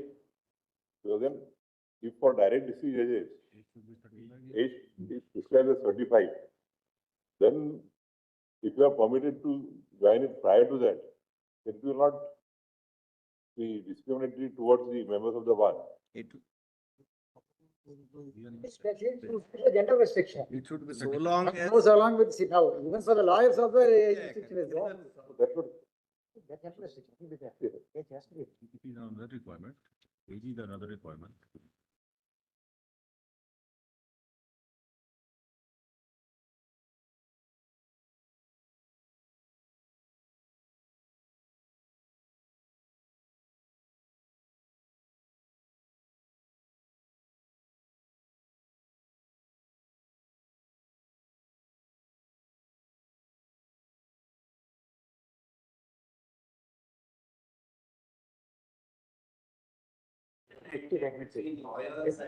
Civil judges, I don't think there's an Article 14 issue. And my lord, that is something that your lordship may, consider whether it should be lowered for both the categories, namely for lawyers also and for civil judges also, as to whether they would be more encouraged to take civil judgeship or even district, the higher judicial service exam, if it was less.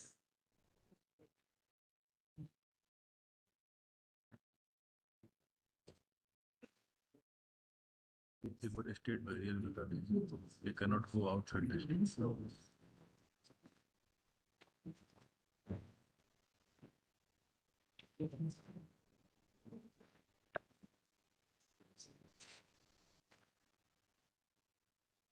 Only 5 minutes.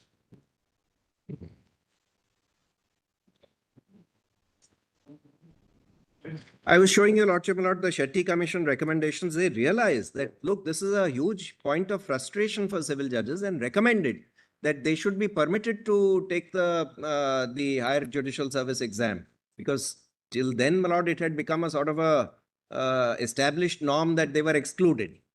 So Shetty Commission said this, but unfortunately, my lord, when the Shetty Commission came to court in that All India Judicial Services, that judgment, this part was neither noticed nor rejected nor accepted. So I'm just showing to your lordship, my lord, at page 656, conclusion, just below Article 233(2), about middle of the page, conclusion, 11.50. 656 of volume 4. Volume 4 has all those historical documents, my lord.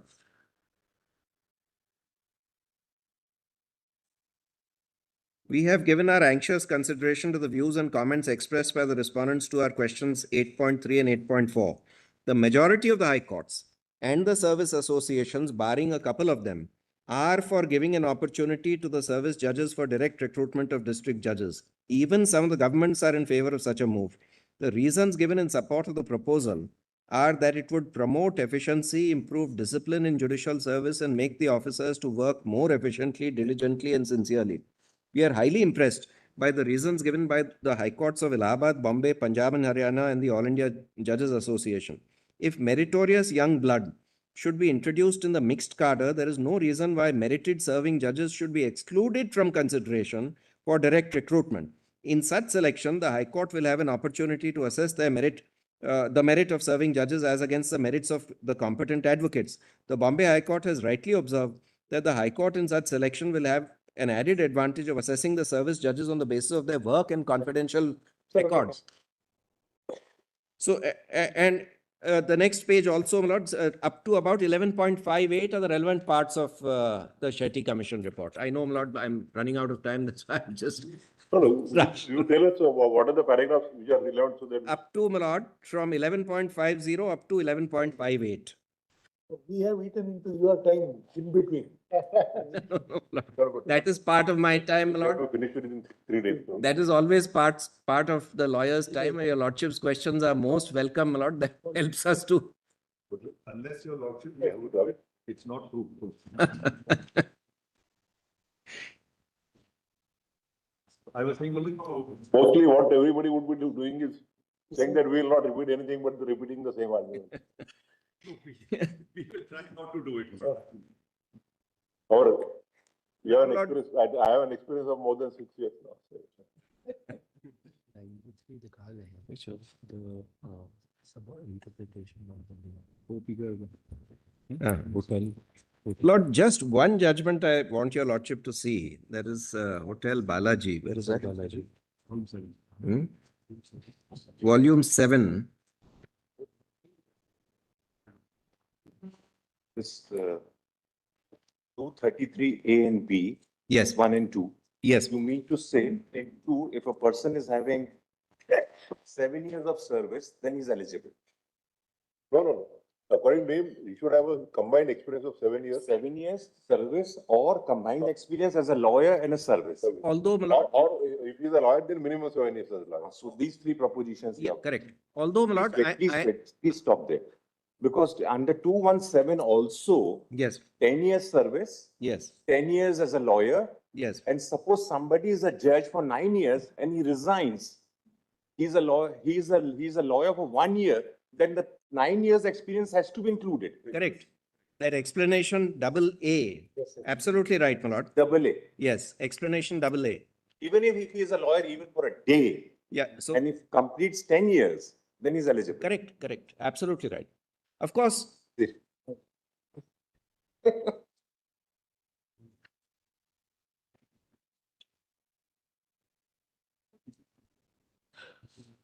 Of course, my lord, I'm not saying that this 7 years of either lawyer or lawyer No, plus my judge. learned brother is I know, my lord. I know. saying that if a judicial officer, that because should come. we have had instances of persons reaching up to this code also, were judicial officers and then also district judge and then high court judge. So he said that for being appointed as a high court judge, if you are in service for 9 years and then only a lawyer for 1 year, then your 9 years experience gets counted as a 10 years lawyer. So why not that analogy here? Right.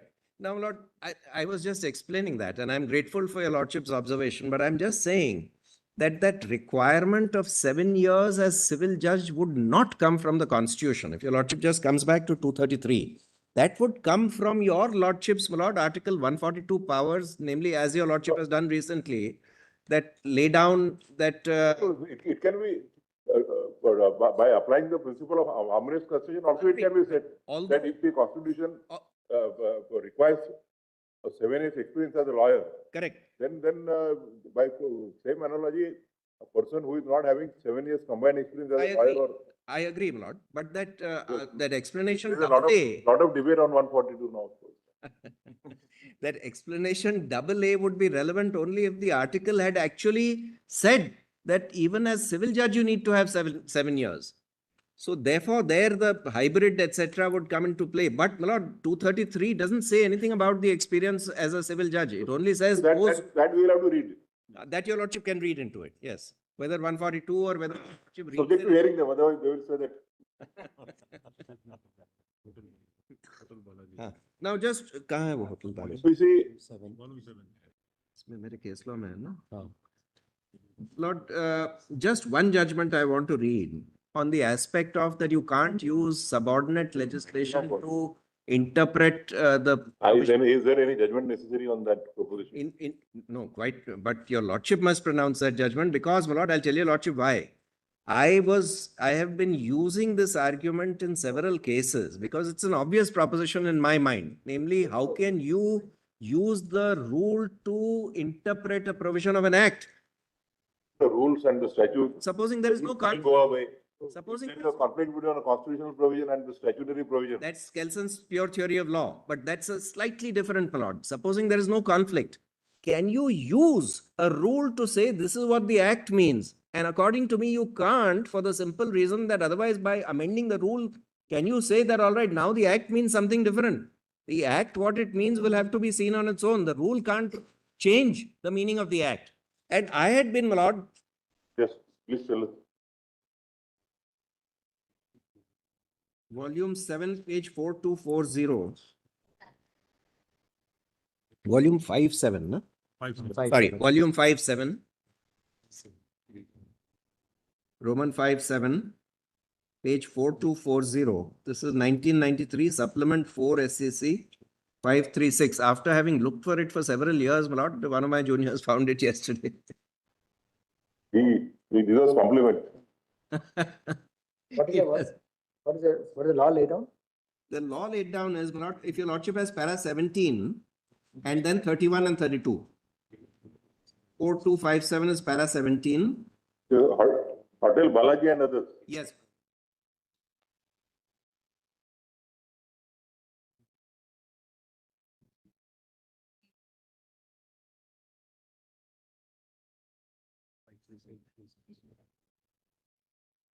Because very often, my lord, in high courts, we find judges using rules to interpret provisions of the act. It's a reasonably common, my lord, mistake. That's why I'm saying that your lordship must at least lay down in this that no, you can't do that. So now, my lord, Placetum F on page 17. 4257. 4257. Para 17. That's the submission and then 2 paragraphs, my lord, of the finding. At page 4257, my lord, is the submission. And the finding is at page 4262. 4262. Para 31. At the Paras 31 and 32. read kar do, yeah. Yeah, I'll just read, my lord, one way. the finding.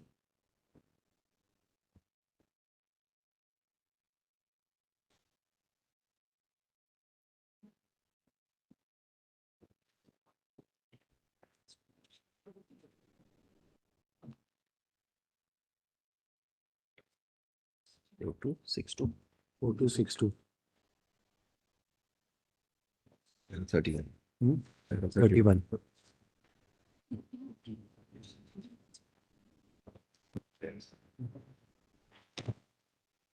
Yes. If your lordship comes to page 4262, para 31, and I'll start at Placetum E.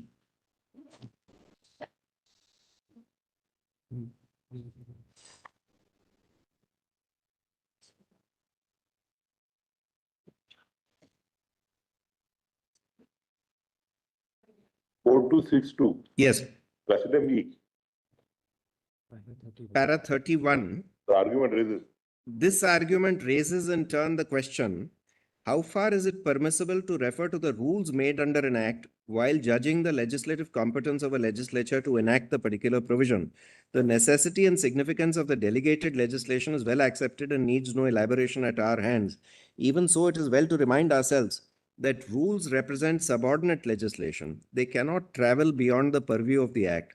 Where the act says that the rules on being made shall be deemed as if enacted in this act, the position may be different. It is not necessary to express any definite opinion in this aspect for the purpose of this case. But where the act does not say so, the rules do not become a part of the act. Sri Mehta relies upon the following statement of law in Halsbury's Laws of England, 3rd edition, at page 401. Consideration of subordinate legislation as aid to construction. Where a statute provides that subordinate legislation made under it is to have effect as if enacted in the statute, such legislation may be referred to for the purpose of construing a provision in the statute itself. Where a statute does not contain a provision and does not confer any power to modify the application of the statute by subordinate legislation, it is clear that subordinate legislation made under the statute cannot alter or vary the meaning of the statute itself, where it is unambiguous, and it is doubtful whether such legislation can be referred to for the purpose of construing an expression in the statute, even if the meaning of the expression is ambiguous. He says that this statement of law has been referred to with approval by Justice Hegde in his opinion in J.K. Steel Limited versus Union of India. Though in the opinion of Justice Hegde is a dissenting one, he submits the majority is not held to the contrary on this aspect. He also relies upon English decisions referred to in the opinion of Justice Hegde and points out that no decision of this court has expressed any opinion on the subject, a fact noted by Justice Hegde. He commends the view taken by Justice Hegde for our acceptance. Shri Mehta points out that further Section 86, which confers the rule-making power upon the government, does not say that the rules when made shall be treated as if enacted in the Act. Being a rule made by the government, he says, Rule 42E can be deleted, amended, modified at any time. In such situation, the legislative competence of a legislature to enact a particular provision in the Act cannot be made to depend upon the rule or rules, as the case may be, obtaining at a given point of time, he submits. We are inclined to agree with learned counsel. His submission appears to represent the correct principle in matters where the legislative competence of a legislature. So, of course, this was about legislative competence, but even when you are construing a provision. You can't if you are construing a statutory provision, Right. it can't be construed on a both. So this was with regard to whether the rules could be read as a statute. Yes. So for that, if there is a substantive provision in the statute that the rules will have to be read as a part of a statute, then it's a different matter. Right. If Absolutely. the statute does not provide for that, then the rules are always subordinate to the Correct. statute. And any change in the rules can't change the meaning of the Act. And statute would always be subordinate to the Constitution. Correct. So you can't read a statutory provision to interpret a constitutional provision. Right. Absolutely right. And here they are trying to read rules to interpret a constitutional provision. I mean, two steps high. We have to I'm put- very grateful to Lordship. Thank you. In spite of our eating up on your time, you completed it. Lord, there was some, I would have distinguished their judgments, but since for paucity of time, according to me, Lord, they are totally contrary to those two judgments, totally. In any case, there are only 5 judges, Constitution bench judges. That's right. The other, if there are 2 or 3 judges judgments, they may not bind us. Absolutely right. Absolutely right. Dhiraj More is also 3. Yes. Yes, Mr. Datta.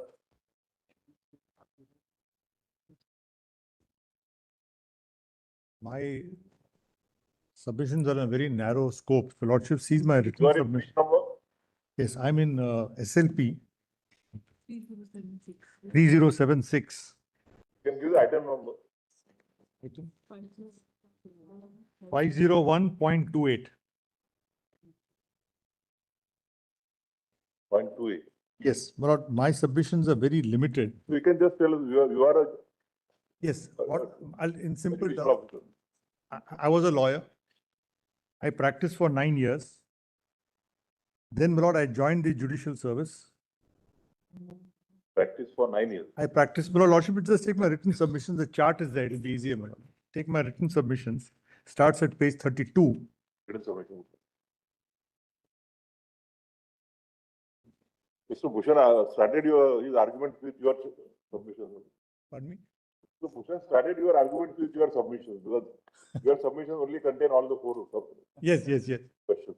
In fact, I'm going to request your lordship that I'm asking 2 more questions to be taken because the focus of my submissions is that para 45 of Dhiraj More requires reconsideration. That is the short submission I'm making. Because in para 45 of Dhiraj More, they've added 3 new conditions into Article 233(2), which I'm submitting requires reconsideration at your lordship's hands. That's the But problem. if we answer question number 4 Yes. in the affirmative, Lord, what my submission is, but still, even if your lordship answers question number 4, the para 45 will still be a law under Article 141, because what the court has said, 7 years means 7 years continuous up to the cutoff date. So, Lord, there is a question as to whether what's the meaning of the word immediate past. So ultimately what Dhiraj More says is, suppose tomorrow I'm going to apply for the post of a district judge, I write the exam. Then on the cutoff date, that is the date of the application, I should be 7 years in continuous service on the date of my application. It goes on to say I should also be 7 years on my date of appointment. That's the problem. on the rate of appointment also. Also. So that is the problem. So suppose if you appear for 2 examinations, Yes. the district judge and the civil judge, Yes. you get selected as a junior division. Yes. That result comes first Yes. and you join that. Yes. And thereafter, when you are also selected for the district judge, the result comes 6 months thereafter. According to that, I'll be disqualified. Because I must be 7 years on the date of appointment also. Matter is that. Kerala matters, they are on the surface. Facts in Vijay Kumar Mishra. Because- What your lordships have recounted are the facts in Vijay Kumar Mishra, which was answered in favor of the petitioners by saying that you can resign and join, because they distincted between the process of selection and appointment. Because the qualification will have to be as on the date of the application. Application, exactly. That's my point. It did not go. And number one. And secondly,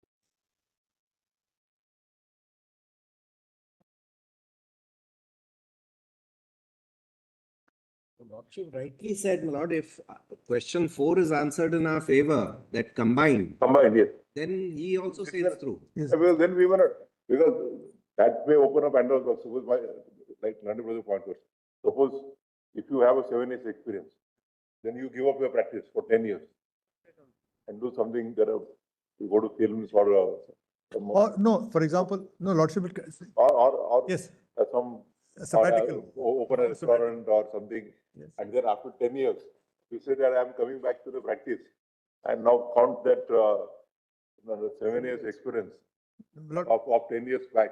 no, suppose I practice for 10 years and then I join, say, I become a lecturer in a college.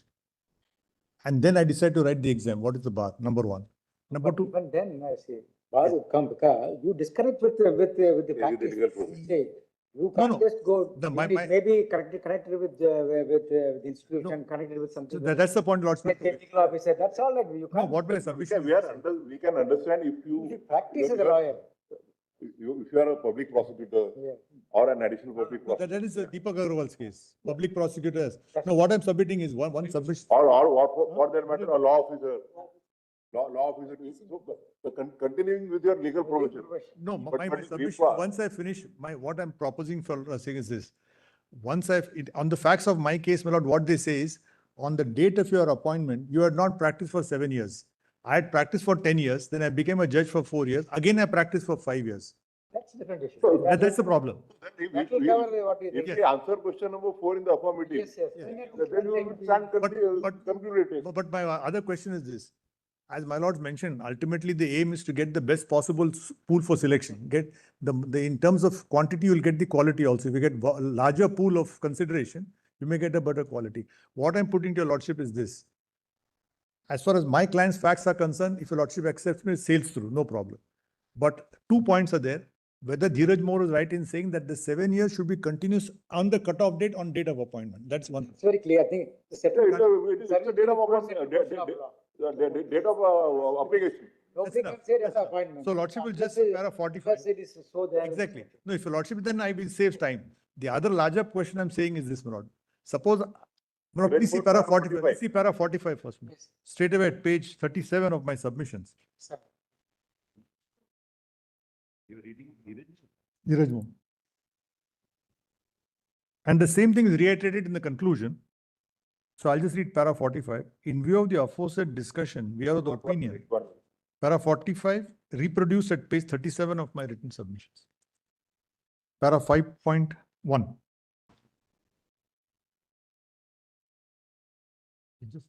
Yes. May I read, my lord? Lordship's got all of it.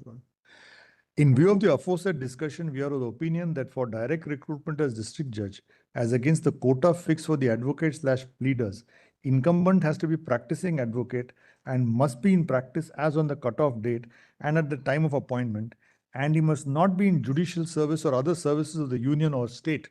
Full stop. If we answer for this goes, Yes, for constituting, correct. That goes. I'm only underlying the portion from my client's perspective, which is I'm just put.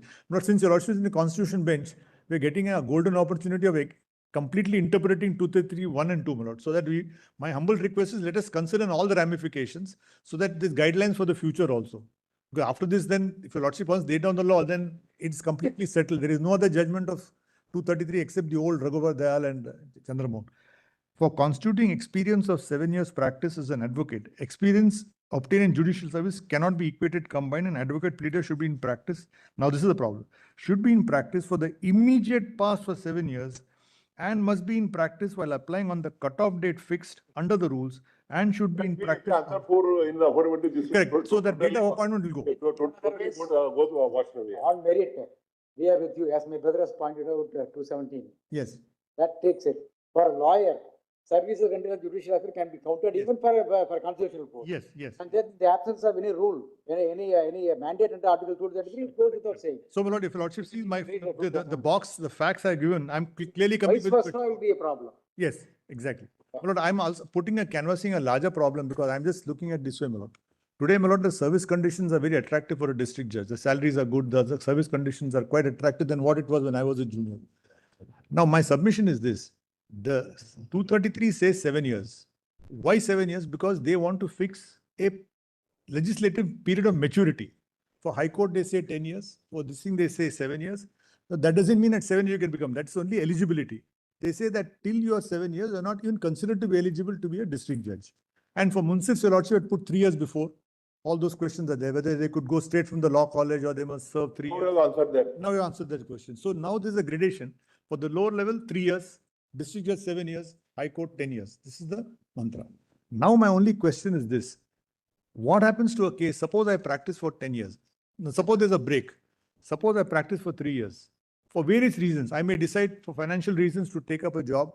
Because I know in my own case, when I was in Madras, there's a lawyer who practiced for 2 years in financial difficulty. He joined a company for 11 years, then resigned, and because he had saved money, and then practiced for the next 35 years as a successful criminal lawyer. Now, suppose he's practiced for 3 years, taken up a job for 9 years for financial reasons. Again, he comes and practices for 6 years. Let us not I'm take- saying don't 7 years continuous. Please consider it. I'll tell Lordship why. Because 7 years continuous not necessarily should be because the Constitution doesn't say so. It says practice for 7 years. What is the magic or what is the thing of 7 years continuous? That will be, going. Difficult for us to It will accept. be difficult for us. Here it has been rightly interpreted, that should be. He has been in practice. Please see 233. I'll just. Proceeding that 7 years, that's all. But no, should it be continuous for 7 years? Should it be continuous? No, but I'll tell Lordship why. In Article 222, when transfer came in Sankal Chand Seth's case, the question was whether the transfer could be without the judge's consent. That was Mr. Sirwa's argument. Yeah. We don't go by your factual scenario in your case. What the argument you are making is very difficult for us to accept. For example, say what if somebody is there not practicing for 6 years and 11 months, and 1 month is practicing. You wanted that earlier practicing period to be taken. No, I'm not taking that. I'm not. Continuous only. No, the point is that will come in the question of suitability. There's a disconnect. You must reconnect and be there for a reasonable time. And then if you say this, take into past survey, function as a lawyer. What I'm asking is question is, suppose I practice for 10 years. Suppose I practice for 10 years. I've completed 10 years. 10 years continuous practice I've completed. And then I join a particular service, say the law, and there I can always apply lordship because now the question is, should I be practicing advocate on the date of my application? My point is not necessary so. On the date of application, you have to be. Pardon me? On the date of application, you have to be a practicing lawyer. Either a practice, if you hold in your favor, either a practicing lawyer or in service of a union or a state. Has been a practicing lawyer means you have to continuous this is just clear. See, On the date of application, you have to be. No, Maybe not on the date of appointment. Yes, it's split. Split should No, not. I'm not talking about split. I'm saying suppose I work for 10 years. Now, my lord, the point is that person as jurist, he can become a Supreme Court judge. I'm just asking myself the question. Please say Article 233. Don't equate a jurist with. No. Unfortunately, my lord. Unfortunately, somebody has been able to make it so far from that category. No, I realized that 42nd Amendment dropped jurists in the High Court position. It was there for High Court and Supreme Court. Earlier, High Court also it was. No, not then. So, suppose, for example, if somebody practices for 3 years and then thereafter runs a bar for 10 years Yeah. and thereafter practices for 1 year, No. should that be taken into consideration as the entire experience at the bar? No, I'll tell Lordship, Lord. Lord, it's a very good example, Lord. He's continuously in the bar. No, Lord, what I'm submitting is, take your Lordship.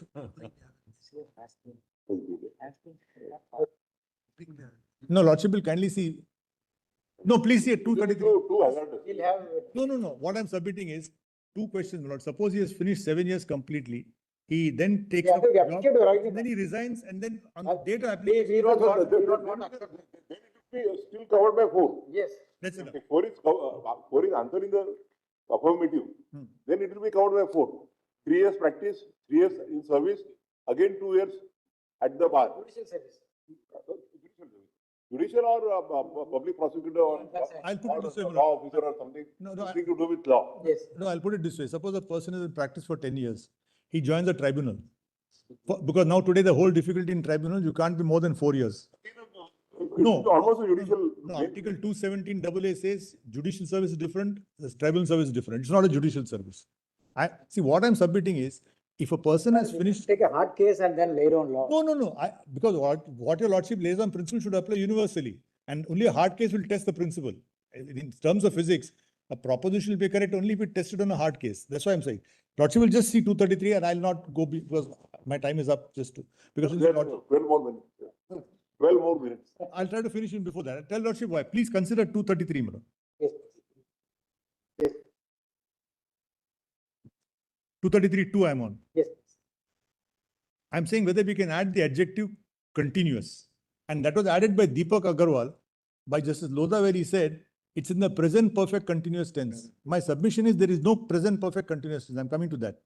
Please kindly see para 233.2.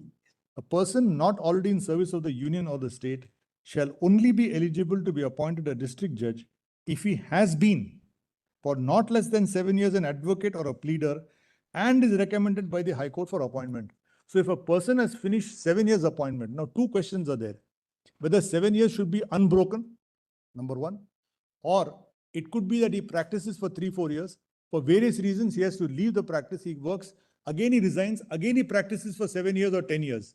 What happens? You have not been a lawyer for 7 years. If you are not connected with law for In the aggregate. Has been, you see, past you can't bring it into the present. That's a difficulty. No, he has been a lawyer. Honorable Chief said, on the date of the application, you should have put in continuous 7 years, and on that day you should be a lawyer. That's all. either a lawyer or a member of the service.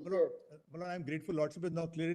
Let's not go to date of appointment. Let's fix to date of appointment. Date of publication. Date of application. Like the example we gave. I don't think they can put that also. Yes. If 2 applications are held, 2 Yeah. selections are held simultaneously, the JMFC and one appears for both. JMFC comes earlier, he joins. Lordship will just. After 1 year. Correct. Unjust. That can't be to the detriment of a person. And the person who applied, he can't indefinitely wait till the appointment. till the- Exactly. I'm only requesting my lord to say that 7 years, it need not be non-stop for a person. That, we are saying combined. We are saying, if we answer in the positive, Yes. we say combined 7 years experience. So it That's could be initial 2 years as a lawyer, Yes. then 3 years as in service. You resign from the service, again you are immediately start practicing. Then you come have 2 years of 5 years. practice. 3 plus 5, 8 years. Plus 2. Yes. It makes out 7. Yes, enough. So Lordship will say that it's in the aggregate, not continuous, because what? No, I'm requesting Lordship. No, because, no, kindly. If there is a disconnect from the legal, That No. would be very dangerous. No, Lordship will kindly see, not judicial, he could be a public prosecutor. that is, Number one. public prosecutor, even for that matter, a law officer with, say, public. Suppose working as a legal manager in a company, corporation. Suppose he works He in. will not work. He will not come. He is an employee that can't not come. All right. Lordship will take, suppose a tribunal member, please come to 217 AA, 217.1. So now, Lord, just to clarify, since we're laying down the rules, it can be aggregate 3 plus 4 and a break can be towards the judicial service. I'm only submitting, suppose it's a tribunal service, kindly come to 217 AA. Yes, please. 217, explanation. Now in computing the period, see, kindly come to 217, explanation AA. In computing the period during which a person has been an advocate of a high court, they shall be included any period during which the person has held judicial office or the office of a member of a tribunal or any post under union or state requiring special knowledge of law after he became an advocate. So now, my lord, today when there are so many tribunals and the appointments are 4 years. Tribunals we may include. No problem. Yeah. See, it says member of the tribunal. Tribunal or even a No, post no, my lord, requiring the just- knowledge of law. I'm not If just we- mentioning judicial service. I'm saying extended to tribunals also. The article itself no. says member of the tribunal. Because normally 217AA, it's not said in 233. if a person. Yeah, that's what I'm saying. So according to your lordship, my lord, suppose as a lawyer, for various reasons, I take up a job as a law officer in a company, as a legal man, that will not be qualified. In a public sector undertaking also, no. I take it that way? Yes, but if he is in union, by giving an interpretation to AA, Yes. we can include a person For as a who is tribunal member. in service under a union or a state requiring special knowledge of law, like under secretary, law department. Or this are legal remembrance, like Legal V.S. remembrance. Deshpande. We have had, No, just a V.S. Deshpande was also legal remembrance. V.S. Deshpande in Justice Vazay. Yes. He was a law secretary in the Union of India, law secretary or additional law secretary. From there, he came to Bombay as the judge of the High Court. Yeah, no. Yes, So we can, V.V. Vazay. by giving meaning to expression AA, Yes, we can include this category of candidates. yes.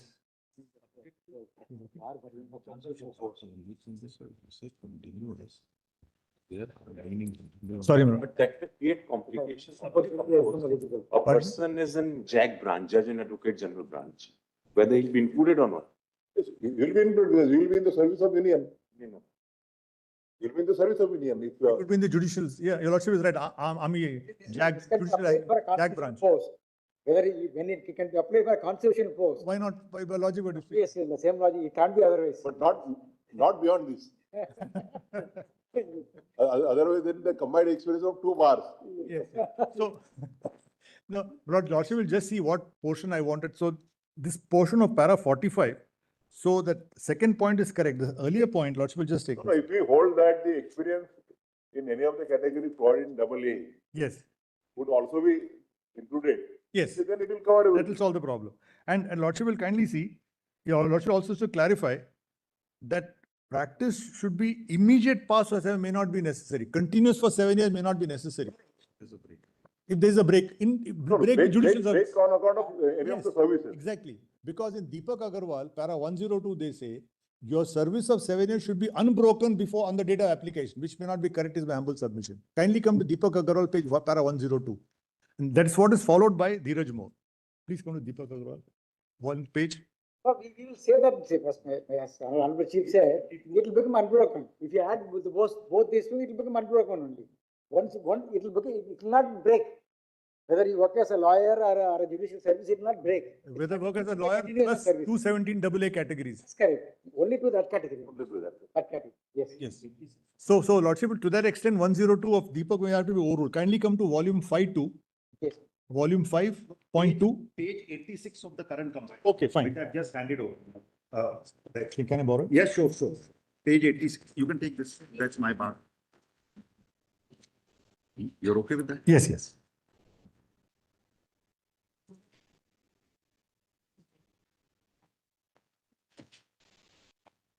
Deepak Agarwal. Yes. At page, there was a question of whether public prosecutor, government leaders will also be included. Lordship will just come to Deepak Agarwal. Lordship will see the first page, at page 32 it starts.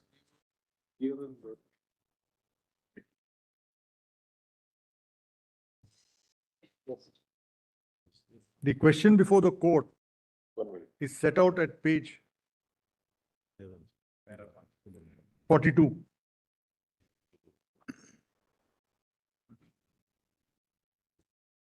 Lordship, page 42, my lord. Yes. So Lordship will know what is the controversy at page 42. May I read, my lord? Leave granted, that part, One minute. page 42.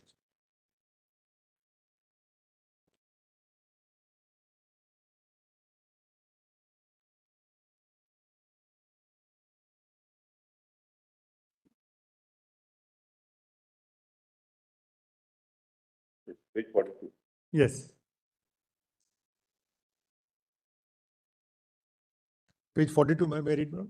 Leave granted. What is the meaning of the expression, the service in Article 233(2) of the Constitution of India What is meant by advocate or pleader under Article 233(2)? Whether a district attorney, additional district attorney, public prosecutor, assistant public prosecutor, assistant advocate general, who is a full-time employee of the government and governed by the and regulated by statutory rules of the state and is appointed by direct recruitment to Public Service Commission, is eligible for appointment of district judge under Article 233(2) of the Constitution. These are the questions. And they answer it in the affirmative. But problem, para 102, my lord.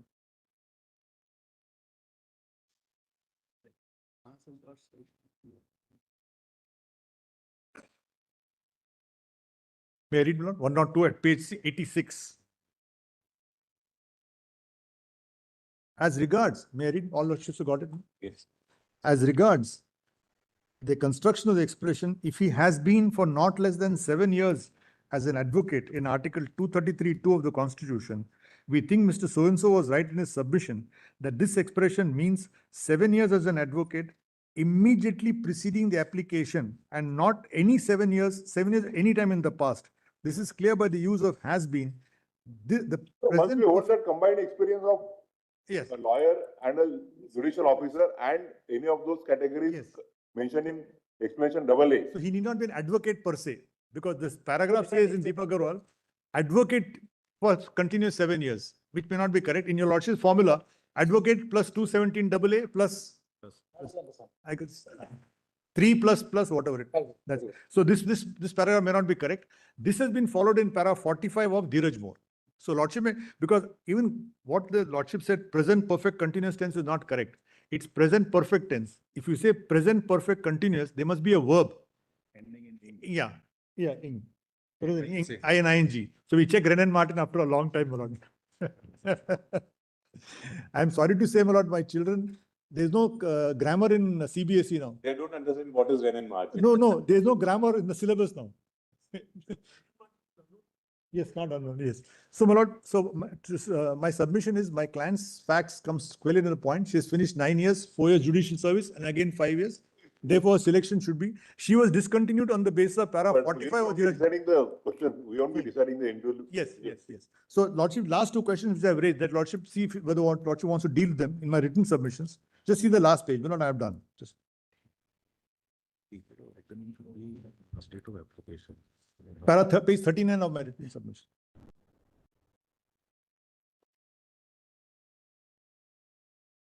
My humble request is page 39.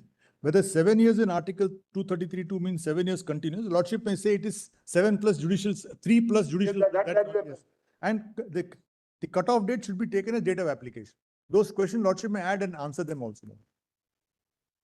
Those 2 questions can be We are not added. necessary to add in our discussion, we'll. No, I leave it to you. For clarity for future, it will be obliged. I have also finished on time. Because it's not the taxation matter. Can I have my compiler? Sorry. That compiler. Yes, sorry. Thank you. Sorry. Yes, Yes, I will. Will keep us awake. Yeah. I will actually finish within my time because my work is much lightened because I am in the same category as Mr. Datar's client. But there is just one aspect I want to highlight, taking off from where he has left.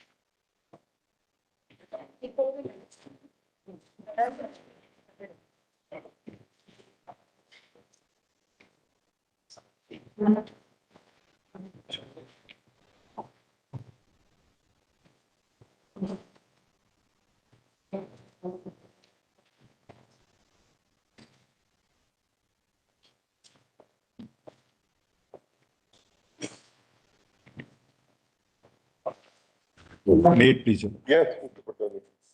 Lord, please have my written submission. I am appearing in item 501.16. Review in writ petition 414. 501.16. One minute.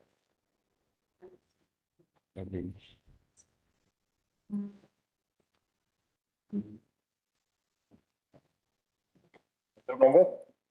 501, everybody is in 501, but it's 0.16. Fine. How many matters are there? There are total 31, but they are all seeking review of Dheeraj More. So basically, my lord, these are all people who had applied, who got interim orders and undertook the process, but ultimately their writs got dismissed. So they lost. Now, my client, my lord, I'll just tell your lordships in a nutshell. Actually, if your lordship answers the fourth question, then all of us on this side are covered anyway. But there is just one proposition I want to put before your lordships of what the law, how it was understood and why we were debarred and why, according to us, that law was not correct interpretation of the constitutional provision.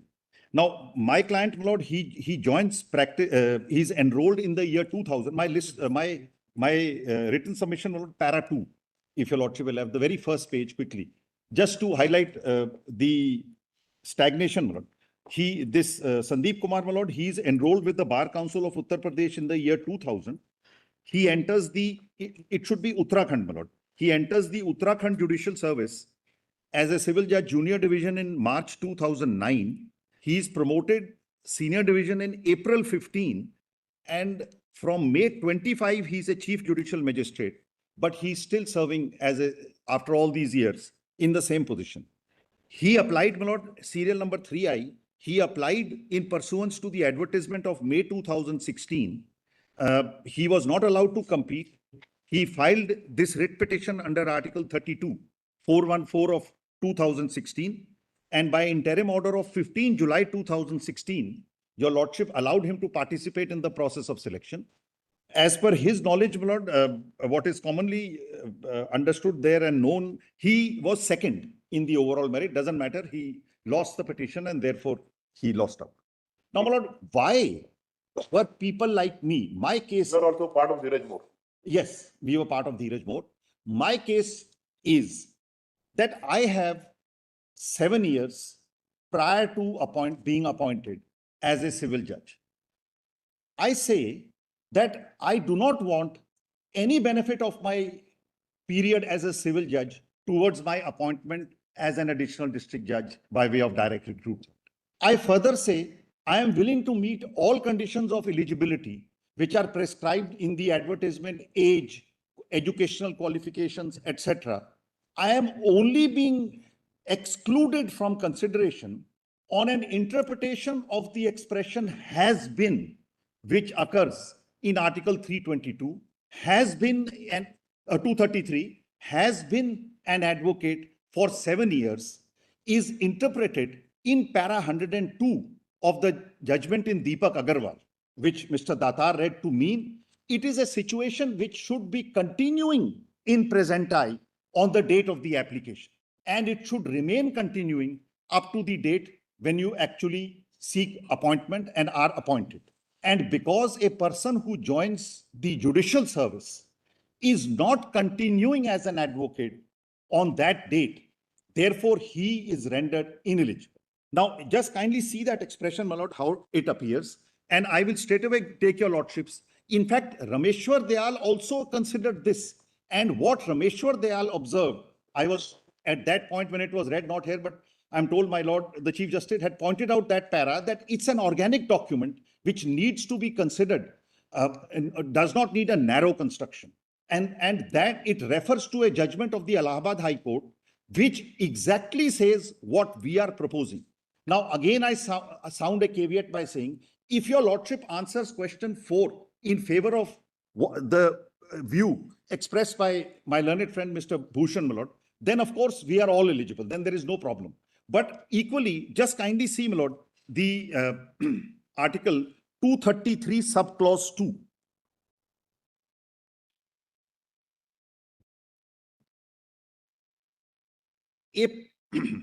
A person not already in the service of the union or of the state shall only be eligible to be appointed a district judge if he has been for not less than 7 years an advocate or a pleader and is recommended by the High Court for appointment.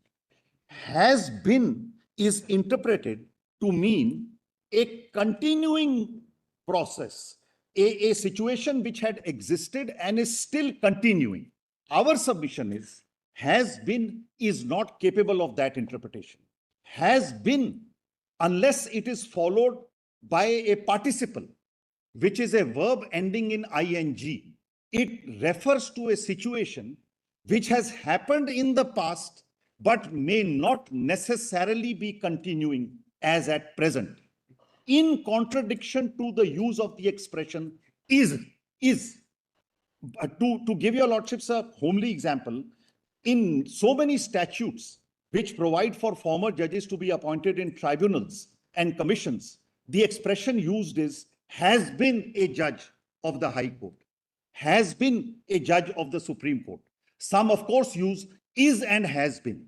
Now, if the interpretation which is given here is accepted, then it can only mean a person who is a sitting judge, which is not actually what it has been understood to mean and does mean, and what it should mean.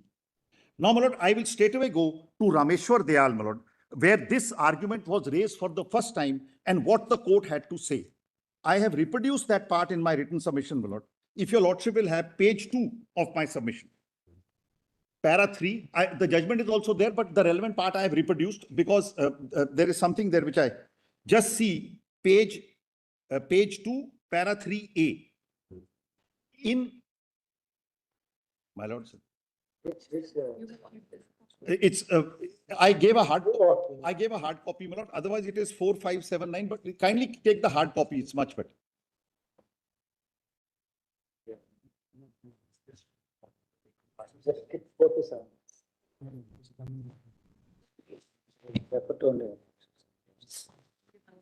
I have. Submissions of. I have one more. Your lordship. Yes. Yes. In paragraph 8, Yes. Page 2, judicial precedents governing the issue, Yes. page 8, para 8. Yes.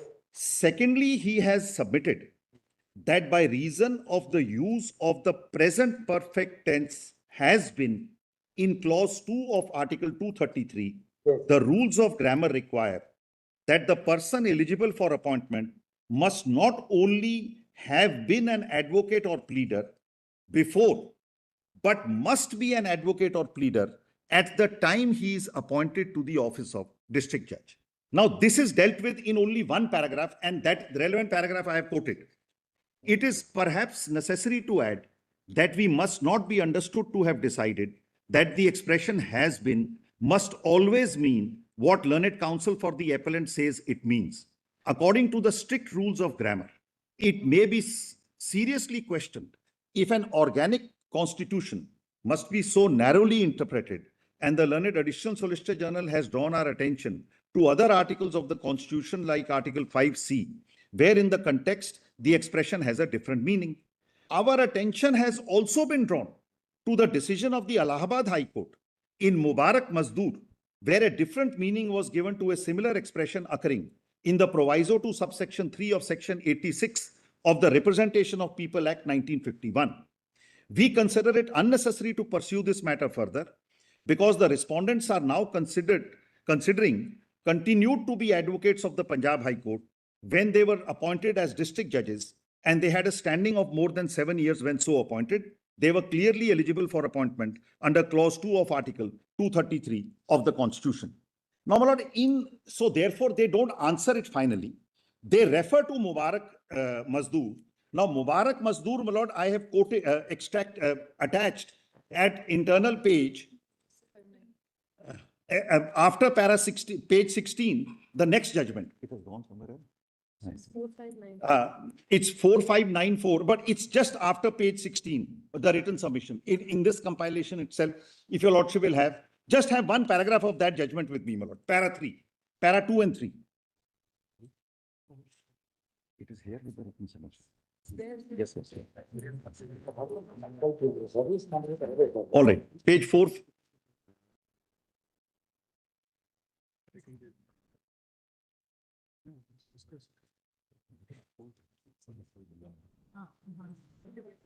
Not necessary at all. We'll tell you why.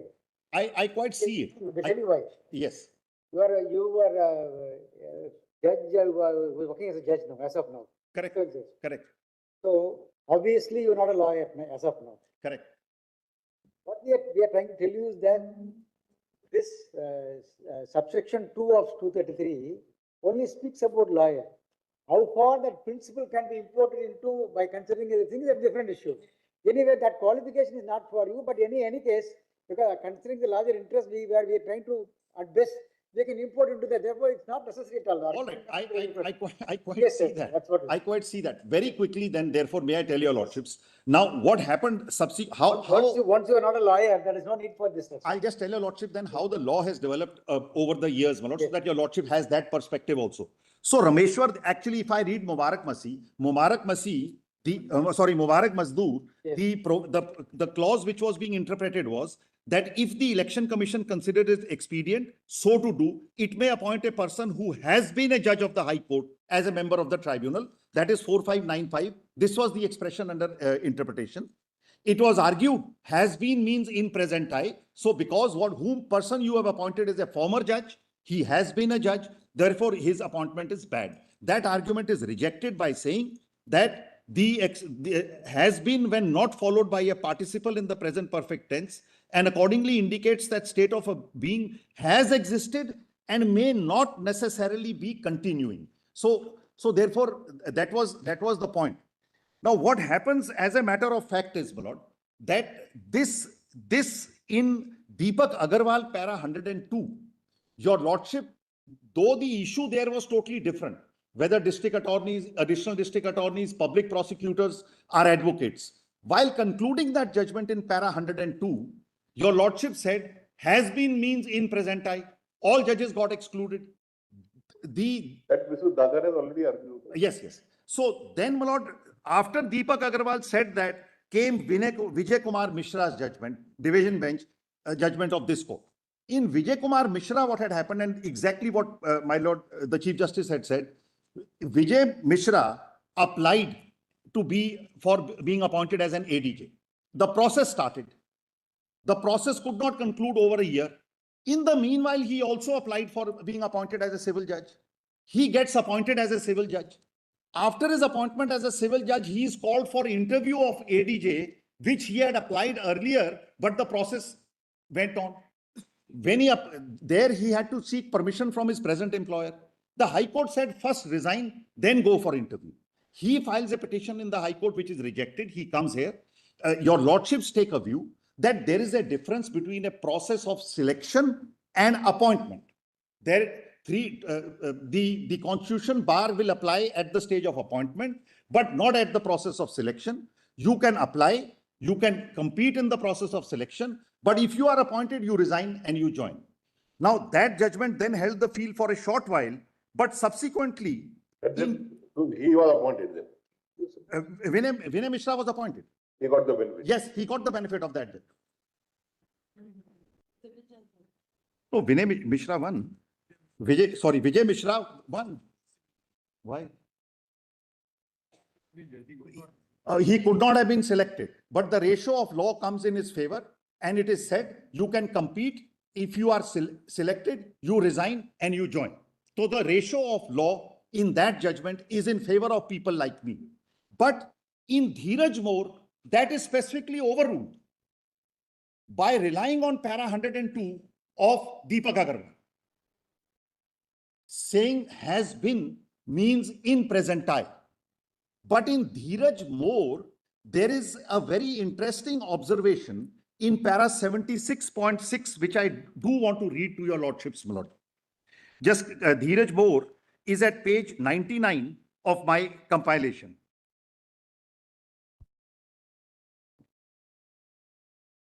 Dheeraj More is must be there also in the main compilation. That's SCR. Here it is the SEC. Yes. Now, Yes. now kindly see in the concurring judgment, if your lordship wants to make a note, this Vinay Mishra is overruled by the main judgment in Dheeraj More One in minute. para 24 and 1 minute, 1 minute.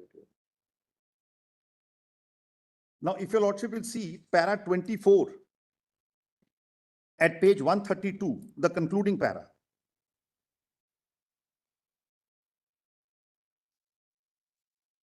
At page 132 of my compilation.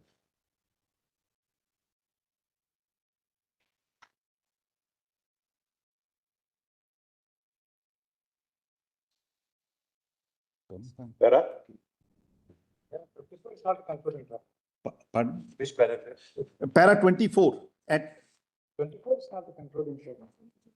no, it's not concluding. Yes. I'm just saying this is where the learned judge considers Vinay Mishra para 24 at page 130 Yes. and 132. Kindly have after the extract.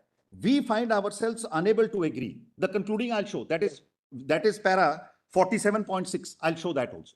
We find ourselves unable to agree with the proposition laid down in Vijay Kumar Mishra. In our opinion, in-service candidate cannot apply as against the post reserved for advocate pleaders. No, no, you are reading para 24. Yes, Manoj. The last conclusion of para 24 at page 132, Before 25 starts. just before 25 starts. Your lordship has the SCC. Yes. We find ourselves unable to agree with the proposition laid down in Vijay Kumar Mishra. In our opinion, in-service candidates cannot apply as against the post reserved for advocate pleader, as he has to be in continuous practice in the past and at the time when he has applied and appointed. Thus, the decision in Vijay Kumar Mishra cannot be said to be laying down the law correctly. Then in conclusions, my lord, in para 47.6 at page 143, again the same thing is reiterated. 1 minute. Page 1005. It is at page 143. Yes. But significantly, my lord, there is a concurring judgment by Justice But. Now, his conclusions start from page 159. I want to draw your lordship's attention to conclusion 76.6. Para 76 is his conclusions. Yes. 1 minute, 1 minute.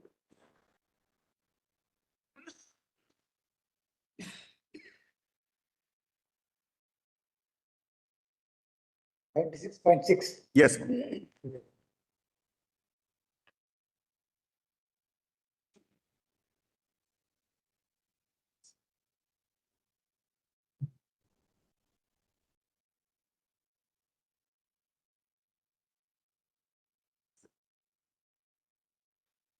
This, what is para? 76.6.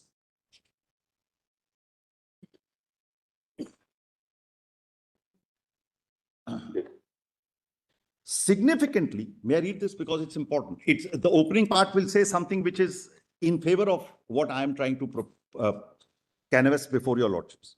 Significantly, Article 233(2) ex facie does not exclude judicial officers from consideration for appointment to the post of district judge.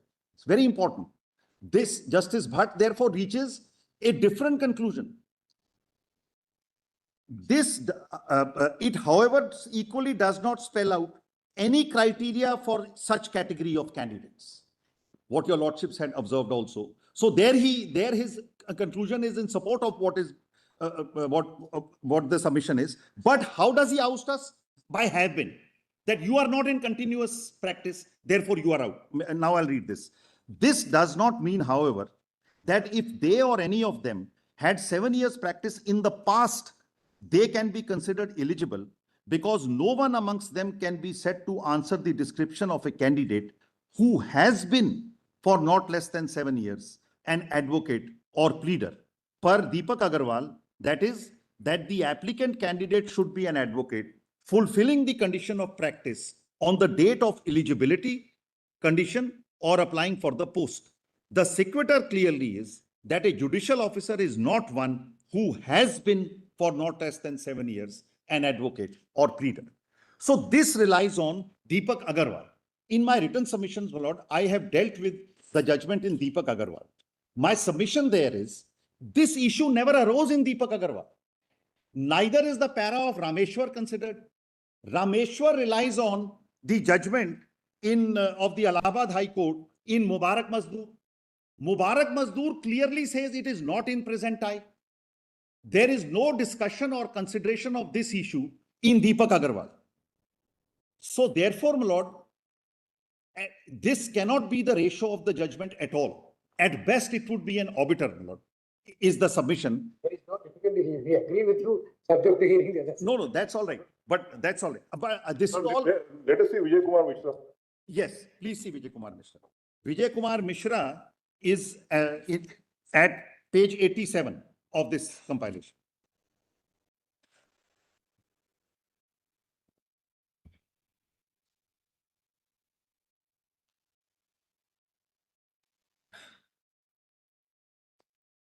The fact at page 91, if your lordship will have. Yes. I need not spend time reading the facts. I have given your lordships the facts. It's exactly what I have told your lordships. Kindly come to page 93. Actually, I can read from para 3, page 92. Unfortunately, it was neither argued nor did the High Court examine the true meaning and purport of Article 233(2).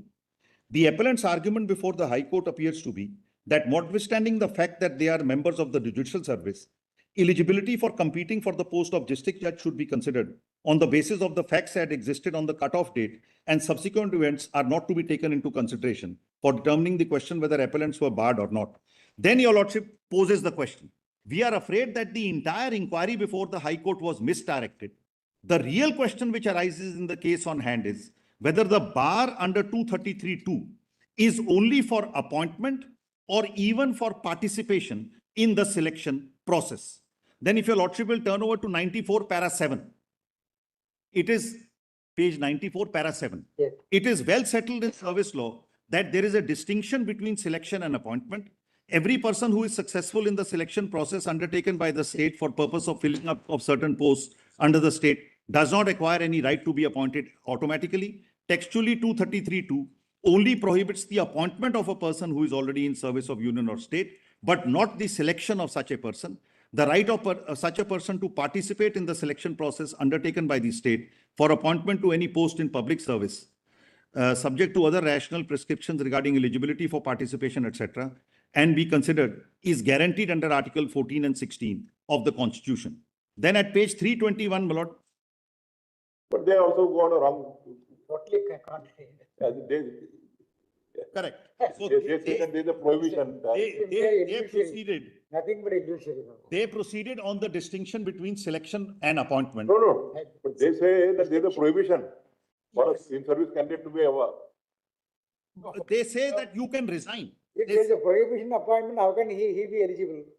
Just kindly Eligible person see, cannot be appointed and then there's no partner. question of just participation. kindly see page 96, para 14.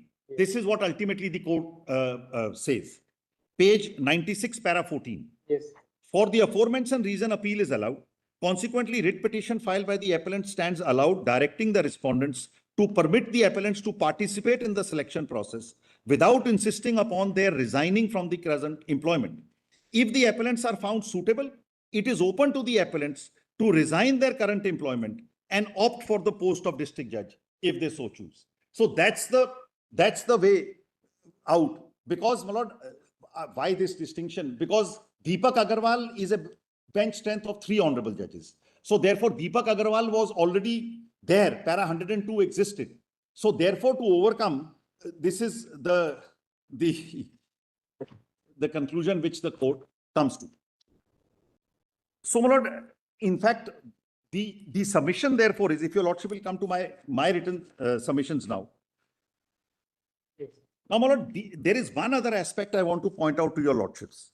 Kindly have Deepak Agarwal, Dheeraj Moore, para 19, because that also is a completely incorrect reading of the judgment in Rameshwar, in Chandar Mohan. Please have para 19. Page 123 of the compilation.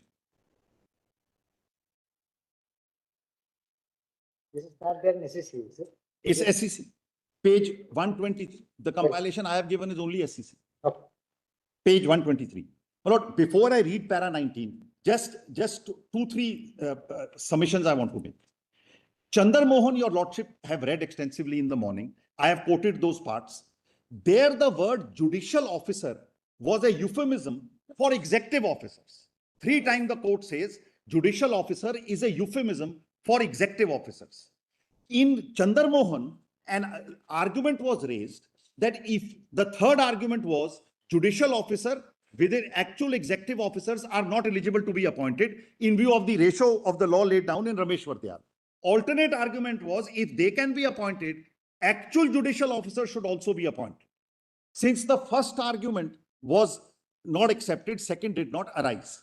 While saying so, in Chandar Mohan, the court struck down Rule 14, which allowed judicial officers, in commas, actual executive officers, to join the service.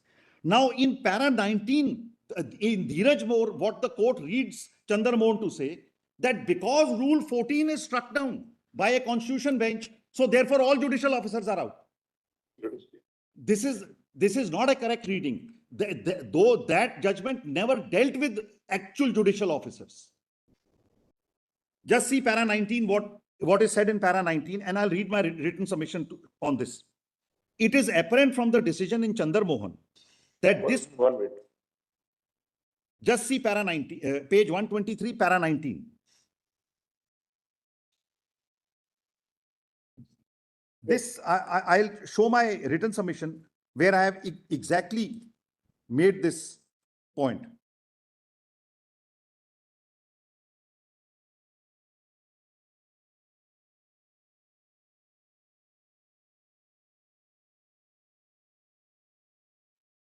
Just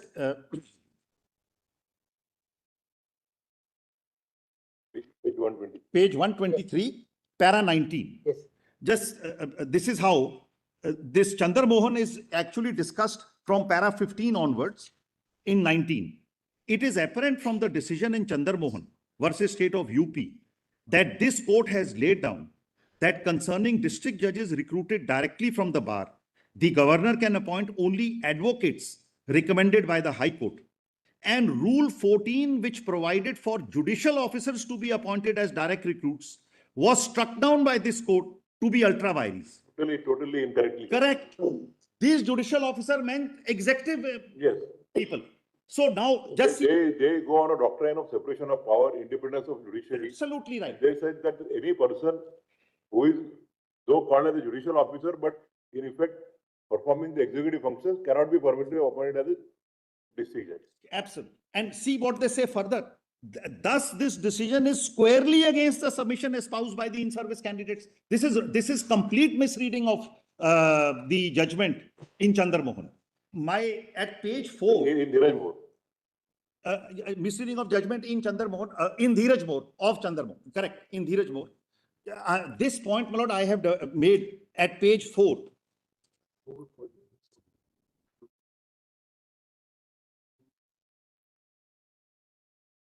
I would learn it, brother. Yes. In the above mentioned para 11. In the, Thus the decision is pardon? in paragraph 19. Yes. Thus, yes. Thus yes, that's what I want. Thus the decision is squarely against the submission espoused on behalf of the in-service candidates. Go further down. All right. In the above mentioned para 11 of Chandramohan, the position is made clear. In Chandramohan, the court held that only advocates can be appointed as direct recruits. And inter alia rule 14, providing for executive officers recruitment, was struck down. Rule 14 is for executive officers recruitment. Correct. They notice it. They notice it and yet say that judicial officer is struck down. Correct. This court held that the expression service of state or union means judicial service. It only refers to source of recruitment. Dichotomy of two sources has been called out in this decision. This is complete misreading of the judgment, my lord. Complete. And my lord, if your lordship also Doing violence of the finding. correct. Now, kindly also now come to para 13 and 14, because there is one more proposition called out in these paras which I feel is not correct, my lord, at page 116.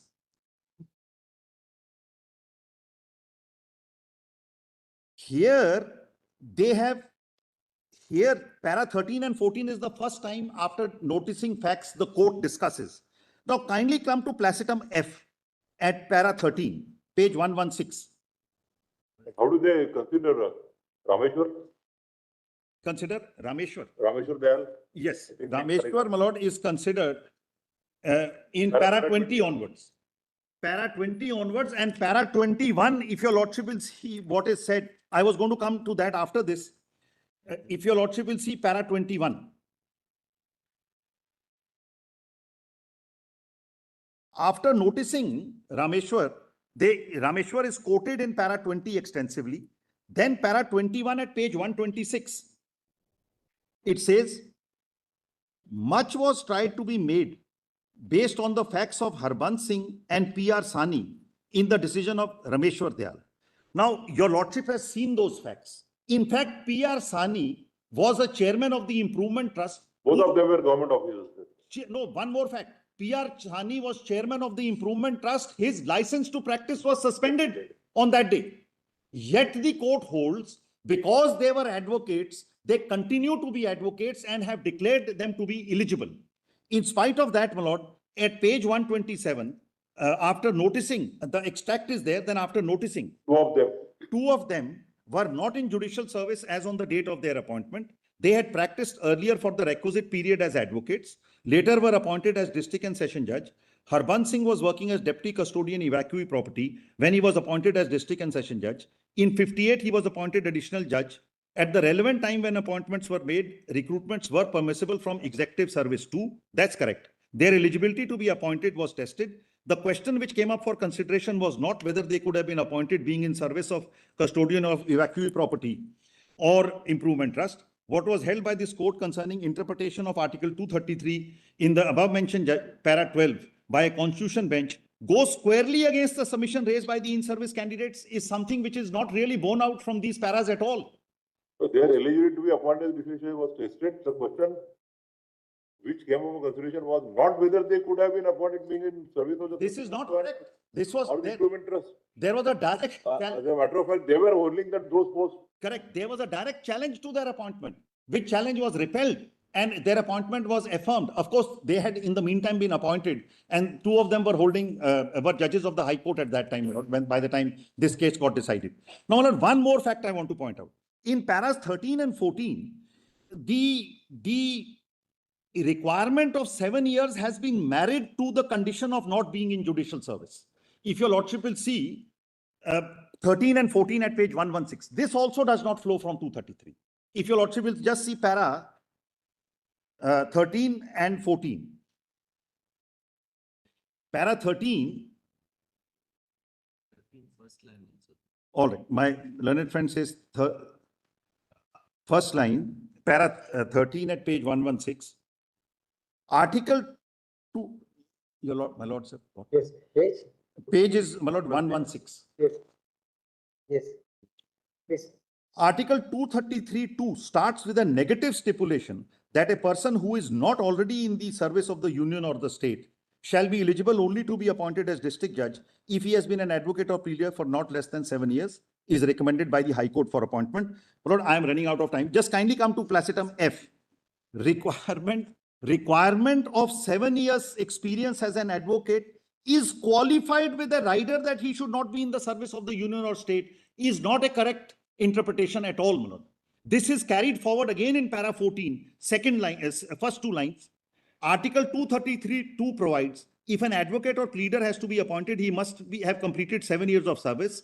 It is Where are you reading? para 14, first two lines.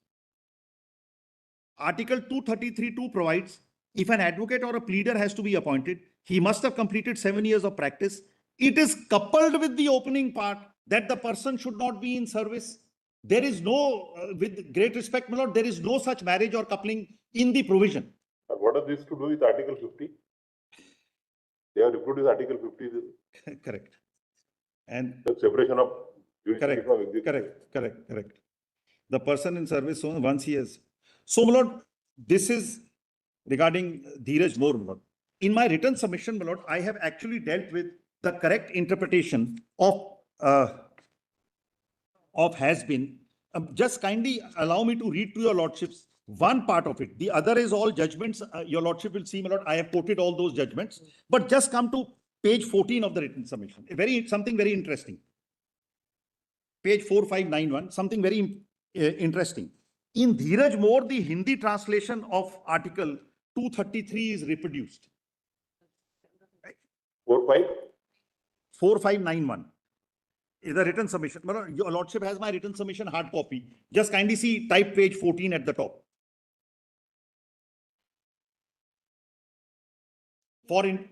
Just 1 minute. All right, page 4591, my learned friend says. 4591. No, there is an internal page here. Okay. It's in para 7. Now, para 7 of the submission, my lord, the review petitioners also seek to rely on the Hindi and Punjabi version of article. Your lordship got this line, man? Yes. Of Article 233 of the Constitution. The Hindi version of the Constitution has been quoted in paragraph 7 of the judgment in Dheeraj More. A reading of the same would show that the expression used is pleader raha hai. In Hindi, it says pleader raha hai. It is submitted that the expression is raha hai and not hai. Therefore, the term raha hai denotes a past state of affairs and not a present one, and is not necessarily continuing in the present. As noted in para 9 of Dheeraj More, the Hindi translation of the Constitution was signed by the members of the Constituent Assembly and therefore must be treated as an authoritative text. Now, the next is, my lord, what we have got from the petitioners have also got Punjabi translation of this article from the website of the Legislative Department. The expression used in the translation is reh chukya hove. Reh chukya hove is clearly past tense. So therefore, my lord, if your lordship agrees with what my learned friend Mr. Jayant Bhushan is saying and answers question 4 in our favor, nothing of this will arise. Assuming your lordship does not, then also I say, for a person like me who has 7 years service, who has joined and then is willing to resign his assignment, his service, and join as a fresh recruit, merely because I have been joined, should not be held to be a disqualification for my even being allowed to compete for the post. I am very grateful, my lord. I have tried to make the written submission comprehensive the way I want to project it before your lordships. Thank you. Very great.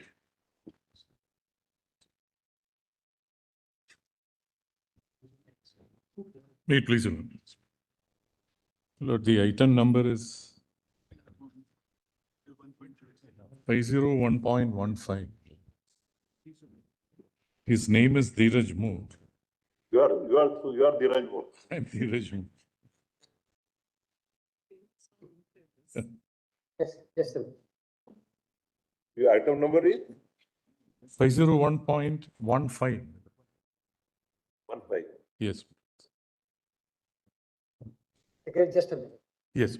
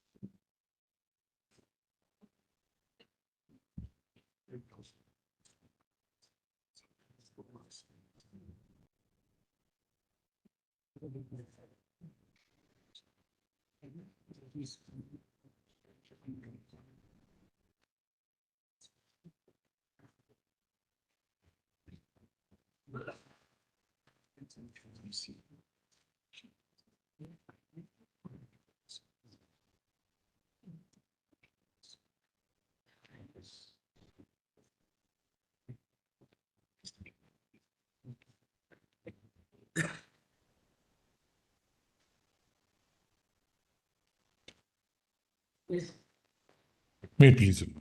Can I be excused only for 5 minutes? 5 minutes, if I can. For 5 minutes, if I can be excused.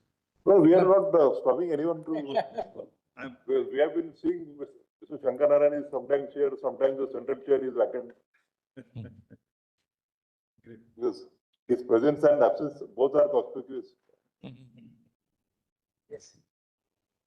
Yes, please. My lord, the petitioner was enrolled as an advocate on 3/8/2000, only two, just as, and then he became a Enrolled on? 3/8/2000, I think 12 years of experience. and then, my lord, he became an assistant public prosecutor on 2/4/2006. On? 2/4/2006. And then, my lord, on 2/4/2008, he joined the Haryana Judicial Service. And then, my lords, on 8/9/2009, he joined the Delhi Judicial Service. He had more than He had 7.5. No, when did he join Delhi? Delhi, my lord, on 8/9/2009. That continued, my lord, and thereafter he applied for direct selection as district judge, and then ultimately the matter reached this honorable court, where this honorable court held, my lord, in Dheeraj Moore, that he was not continuing as an advocate on the date of a selection or even application or appointment, and therefore, my lord, he is ineligible. This is the sum and substance of. He therefore had 7.5 years of service in the bar, my lord, when he had before he joined the judicial service also. But, my lords, since your lordship, sorry, If you include the APP's practice, then he had 7. yes. Including, only if that is included. Your lordships are right. Yes. If your lordships are considering issue number 4 on a broad spectrum basis, and then your lordships are pleased to answer it on the ground affirmatively, then, my lord, none of the other questions may really arise. And therefore, my lord, the question is, what is it that your lordships would be considering in question number 4? No, my lord, in my respectful submission, my lord, Dheeraj Moore may be erroneous, my lord, on 2 or 3 broad grounds. Firstly, my lord, to say that there is a 233(2), Article 233(2) provides for a quota for advocates, my lord, insofar as appointment to the post of district judge is concerned. 233(2) doesn't provide any. My lord, that's a reading of the constitutional provision, which, my lord, in my respectful submission, may not appeal to your lordships. There is no quota that is contemplated here.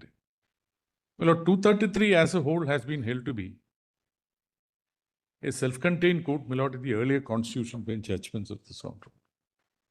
More particularly, Rameshwar Dayal.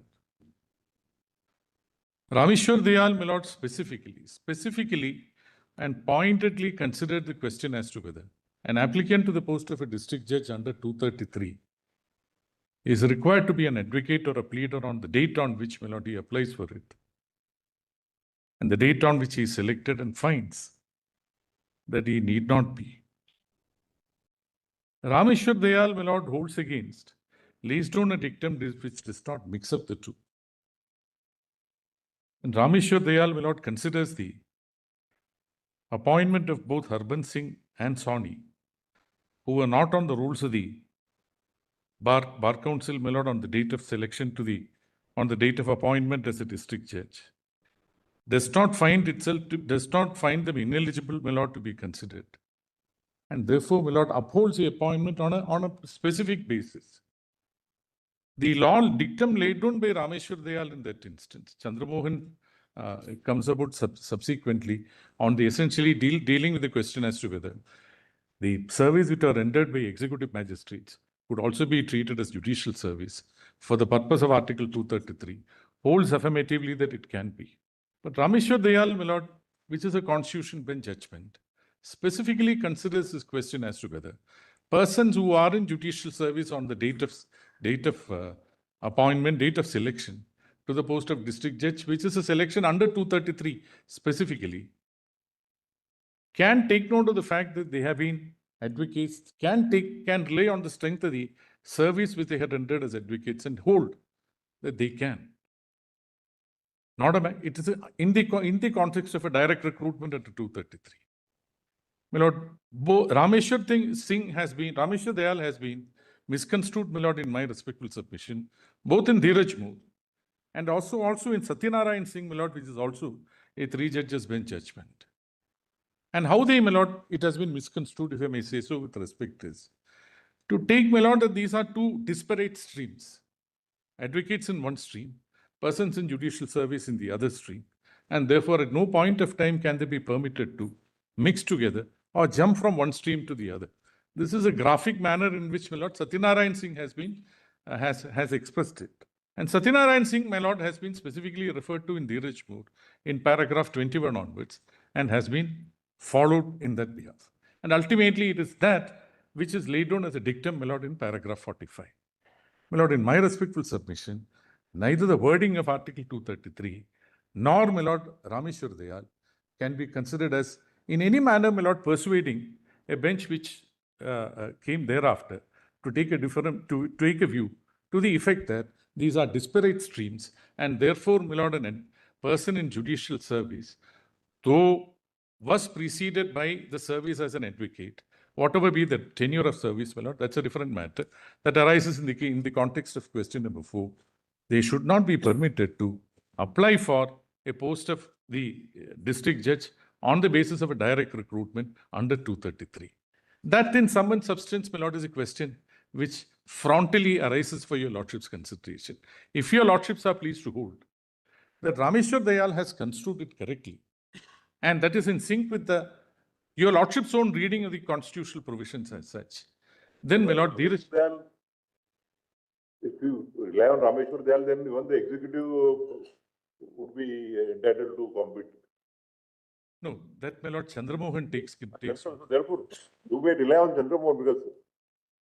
No, my lord, I relied on Rameshwar Dayal essentially for saying that Rameshwar Dayal, my lord, is sought to be distinguished, my lord, in Dheeraj Moore, and in my respectful submission, Chandramohan and Rameshwar Dayal are read in tandem, and ultimately, my lord, in Dheeraj Moore, on the contrary, Dheeraj Moore holds that Rameshwar Dayal and Chandramohan, they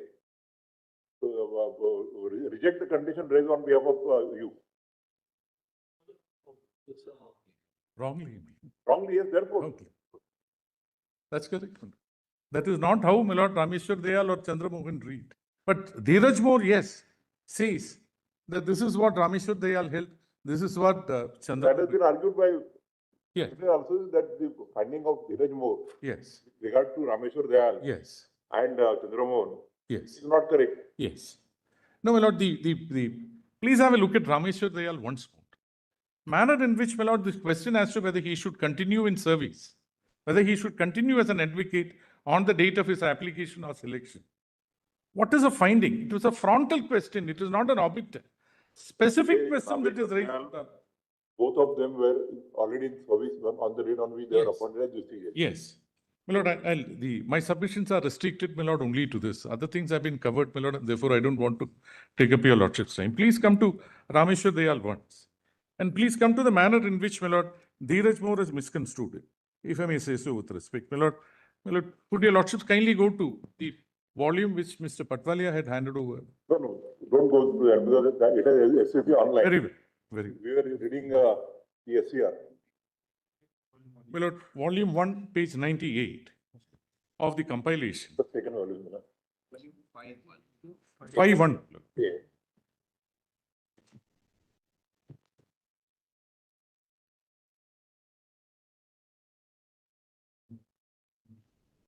Volume 5. Point. It's like a second volume.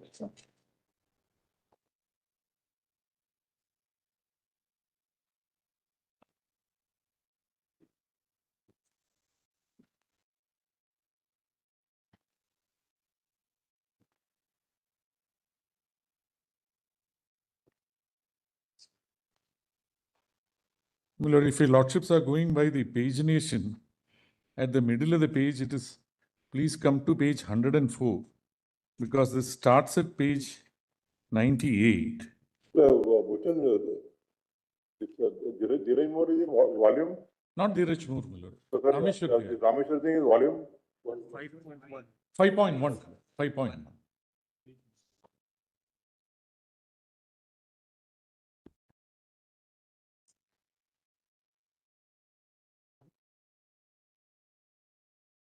Yes. My lord, if your lordships would straightaway come to page 104, because the paragraphs are not numbered, I go by the pagination, my lord, 104 at the middle of the page, the fresh paragraph starting therein. This is where, my lord, the court had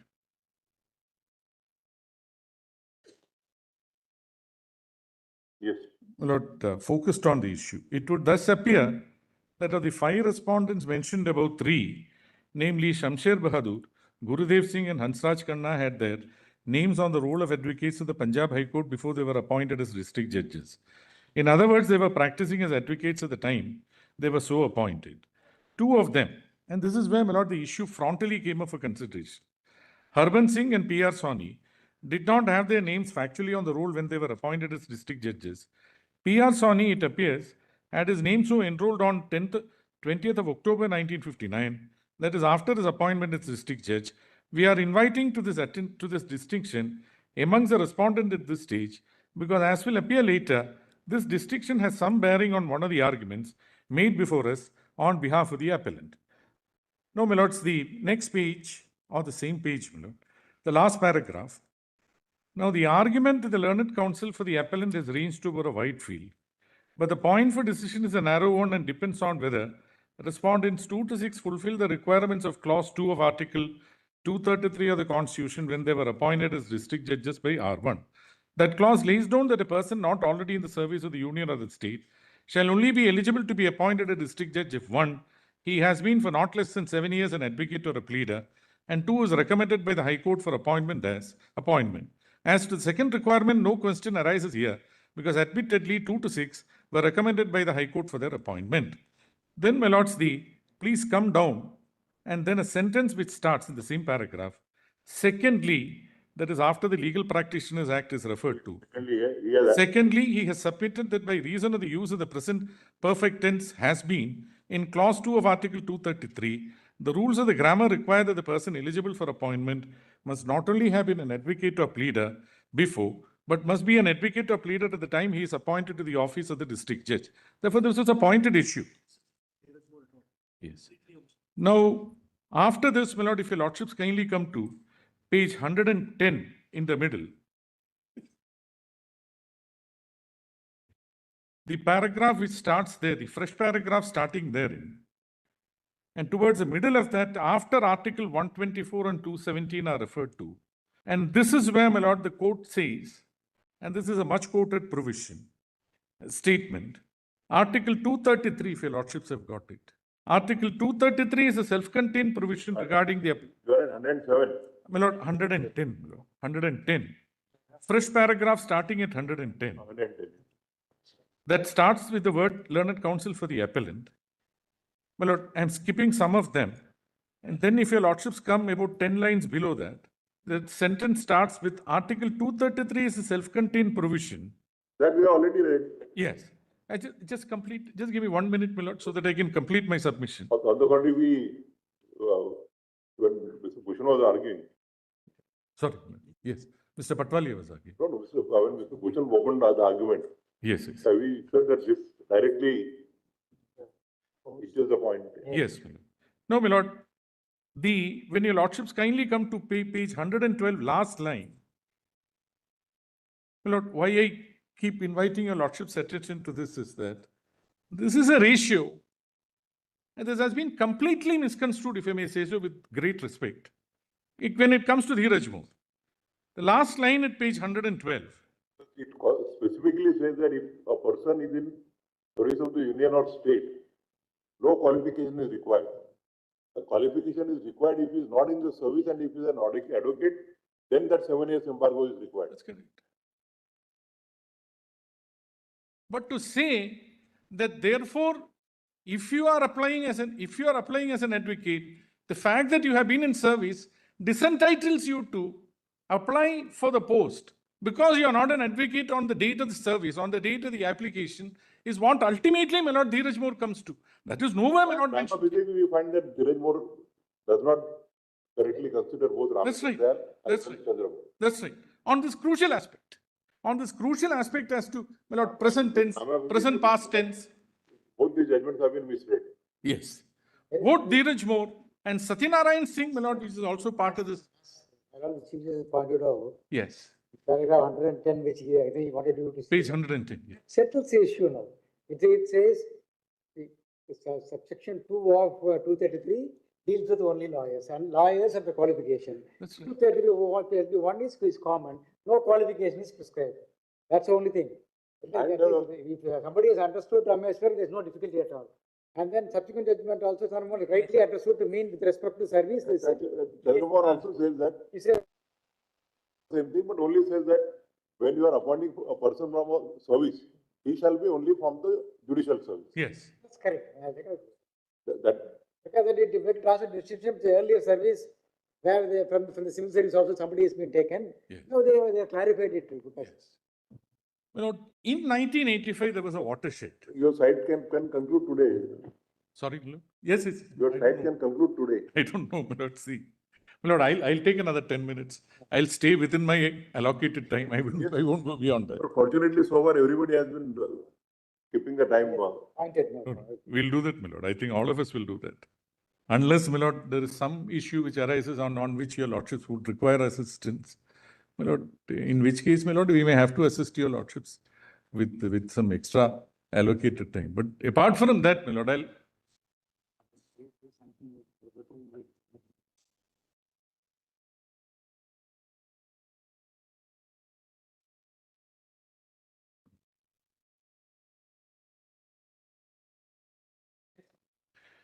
My lord, there is one factor, my lord, which seems to have escaped the notice of. My lord, there are certain principles which flow out of Rameshwar Dayal and flow out of the reading, my lord, a plain reading of Article 233. My lord, persons in the service, persons not in the service, and therefore advocates, have to have 7 years of service. Persons in the service, coming under 233, 1 or 2 or whatever it is, my lord, there is a constitutional provision which enables that such persons in service can also be considered for direct district judges. My lord, 233 speaks about district judges and the manner in which, my lord, the appointments will have to be made. When it comes to other posts, my lord, in the subordinate service, the wording is different. It comes completely under the control of the High Court in accordance with the rules that are framed, my lord, under 3 by the governor in consultation with the High Court. What your lordships have held, and that also, my lord, in a constitution bench judgment of Bal Mukund Shah, that when it comes to appointment both to the post of district judges and other services, my lord, in the subordinate service, consultation with the High Court, my lord, is mandatory. It cannot be otherwise. Even a paramount plenary legislation, my lord, in Bihar was found to be, my lord, not valid because the question of requirement of a consultation with the High Court was not satisfied.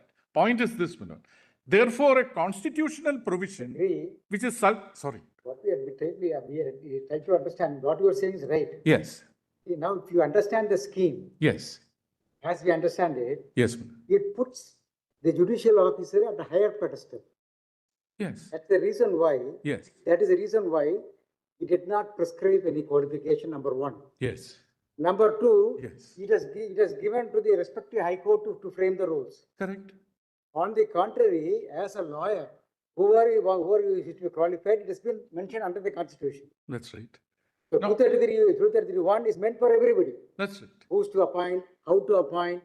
These are the general things, right, about the power and the manner which it can. That is again, when he has rightly said, governor in consultation with the High Court means High Court can frame the rules, which again he was also saying that maybe he doesn't have an objection with respect to the number of years to fixed. That is one part. The other part is with respect to the qualification with a specific reference to the lawyers. That's right. Therefore, My lord, no, I was just, understand subject to hearing. though I am not strictly concerned with question number 4 because I don't require the benefit of a broken service being mixed because I already have 7 years of service, as my lord the Chief just pointed out, as an APP. Once you will hold the constitutional, the wisdom of the constitutional mandate is there. Yes, By placing it on a higher pedestal. that's correct. Because you know, when somebody is working as Then it is a as logical. lawyer, Correct. Your lordship somebody are is right. working as judicial That's officer, right. That's right. you will see the experience will. That's right. grow. That's right. So And- therefore, they consciously left it open to the High Court. How do you regulate it? That's right. That's right. And therefore, my lord, there is a Constitutional. constitutional. To go into all these things. There is a constitutional justification if your lordships come to the conclusion that in assessing the 7 years, 4 years or 5 years in the bar, and the remaining service, my lord, in the judicial service could be tagged along to consider whether the eligibility conditions are satisfied as such. There's a justification for this. Because your lordships are holding, and rightly so, if I may say so with respect, that the judicial service will have to be put on a pedestal which is higher than that, the service which you render in the bar. In our little experience, we can tell you, just excluding the senior lawyers, I would say my law clerk is that 1 year of judgeship is equal to 5 years of being an advocate. In terms of sheer experience. Oh, yes. The volume of work, Oh, what yes. you get. Oh, yes. Oh, yes. For everybody, I'm saying. Oh, yes. So, that is the reason why they consciously left it Oh, open. yes. Oh, yes. Then, as rightly said, there is no reservation here. You can't interpret it like this. 233 and 33(1), it speaks about persons. And what you When want, you see 232, Correct. speak about person. That's It's right. in one category. That's right. It speaks for the A category, That's while subsection 1 speaks about all categories. That's right. That's right. So that's And- difficulty on this. And therefore, my lord, when your lordships are actually putting that meaning, or lordships are infusing that constitutional justification on a reading of Article 233(2), your lordships are essentially culling out the meat of the matter and then putting it across. Saying what? This is what? 7 years is required. But 7 years, how to compute the 7 years is a matter in which your lordships will have to consider whether the nature of the service that is rendered. In fact, the distinction between somebody serves for 5 years, then goes, and then serves in some other capacity. Your lordships rightly say no, because there is a complete disconnect. And that cannot be taken note of, my lord. It may be a hard case. Then he comes back after 3 years, serves for another 3 years, still doesn't complete 7 years, and then goes. But then, my lord, your lordships will not take that into account and then say he enrolled, he got himself enrolled some 15 years or 20 years ago. And therefore, his total service will have to be considered. Your lordships will not accept it. Why? Because it is a completely dissociated service.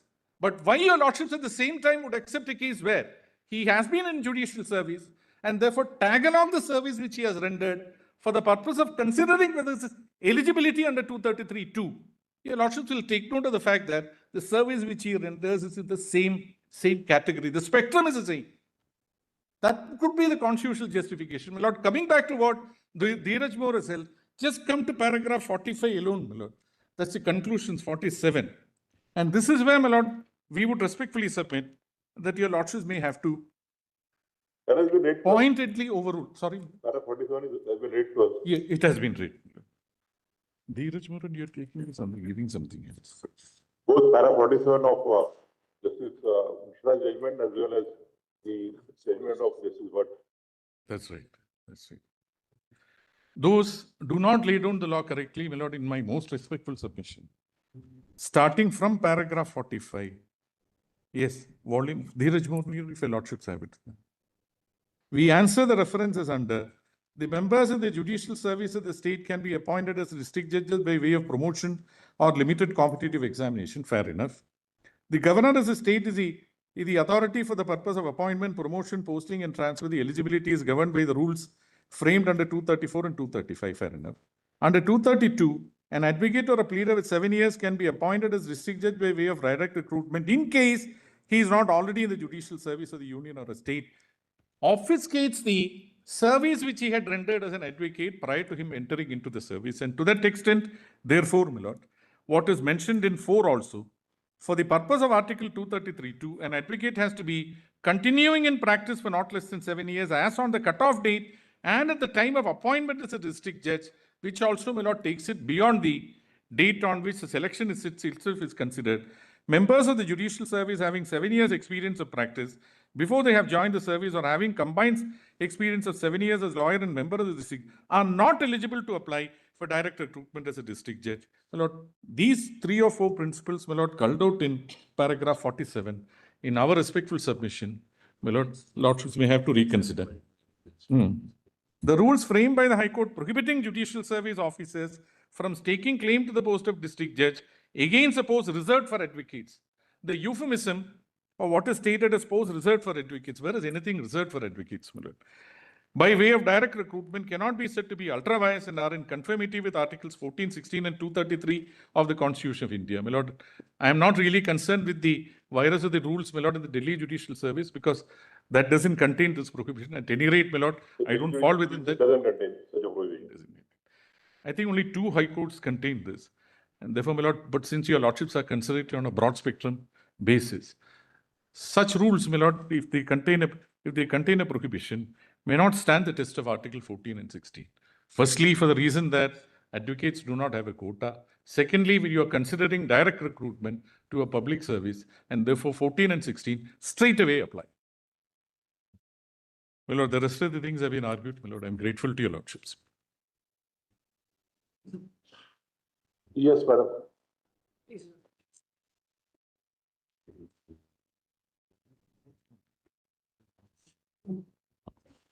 May I just request your lordships to take up Dheeraj more and just the Hindi part, because your lordship. Para 7. Para 7, your lordships. Your lordships will see the placing of the comma in Hindi, which makes it very clear that Rameshwar Dayal interpretation is the correct interpretation. Page 971, your lordships.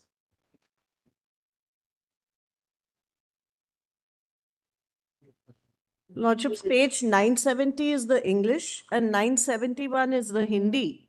And we had placed this before the 3-judge bench also, your lordships. And your lordships will see subclause 2. It says, वह व्यक्ति जो संघ की या राज्य की सेवा में पहले से नहीं है, जिला न्यायाधीश नियुक्त होने के लिए केवल तभी पात्र होगा जब वो कम से कम 7 वर्ष तक अधिवक्ता या प्लीडर रहा हो और उसकी नियुक्ति के लिए उच्च न्यायालय में सिफारिश की है.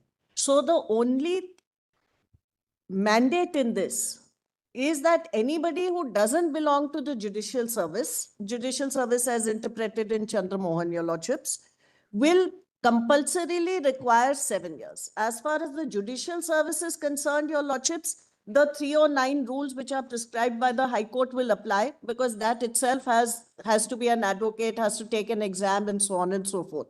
So 233(1) prescribes the rules which the High Courts will set out, your lordships.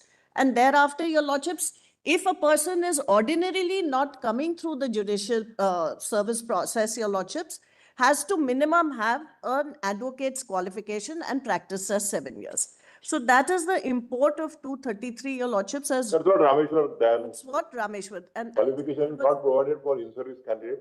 Qualification is provided only for lawyers. Grateful, your lordships. Now, your lordships, I just wanted to bring to your lordships notice that if the provision is interpreted the way it has been interpreted in Dheeraj More, what is the grave damage that is being caused to the entire judiciary, your lordships? Because I have just collated some data and some facts and figures, your lordships, to bring to your lordships notice that the violence to this principle, your lordships, will lead to a lot of problems, including there will not no appointments on time, because Malik Mazhar provides that every year there has to be an appointment cycle, your lordships. Vacancies fall very, very short, and I'm not placing this without any evidence, your lordships. When the advocates category comes, then your lordships, the number of persons who are selected are far shorter than the number of persons that are required against the vacant posts. And those vacant posts, if carried forward, your lordships, then lead to further inefficiencies, and if they can't be filled, your lordships, then those vacant posts remain. Your lordships may kindly just take for a moment. All right, see, we are on the eligibility now. Yes, your What you lordship. say is, I think it's a fact, because take it from us, we are far more experienced in that, because we Absolutely, also your lordships. have been part of it at different parts of Yes, time. your lordships. But we are on a different larger So, scale. your lordships, what I'm saying is that if the language is to be read the way Dheeraj Moore has read it, then it doesn't take care of also of the fact when the quota breaks down, because the quota is a creation of all India judges. It's not a constitutional creation. That's what my learned brother has been saying. Yes, your lordships. The quota is not created by Article 233. Unfortunately, in Dheeraj Moore, it has been read to be created by 233, your lordships. That is the first point, your lordships. The second point, your lordships, some paras of Dheeraj Moore where the error is absolutely apparent, besides 45 and 47, your lordships may kindly come to para 13 at page 972. And I'm just extracting the grave errors. Para Para 13, your lordships, of the Dheeraj of Dheeraj Moore, page 972 SCR. we are having the FCC The paragraph number is the same, your lordships, paragraph 13. begins with Article 233 too. Yes, your lordships, negative stipulation.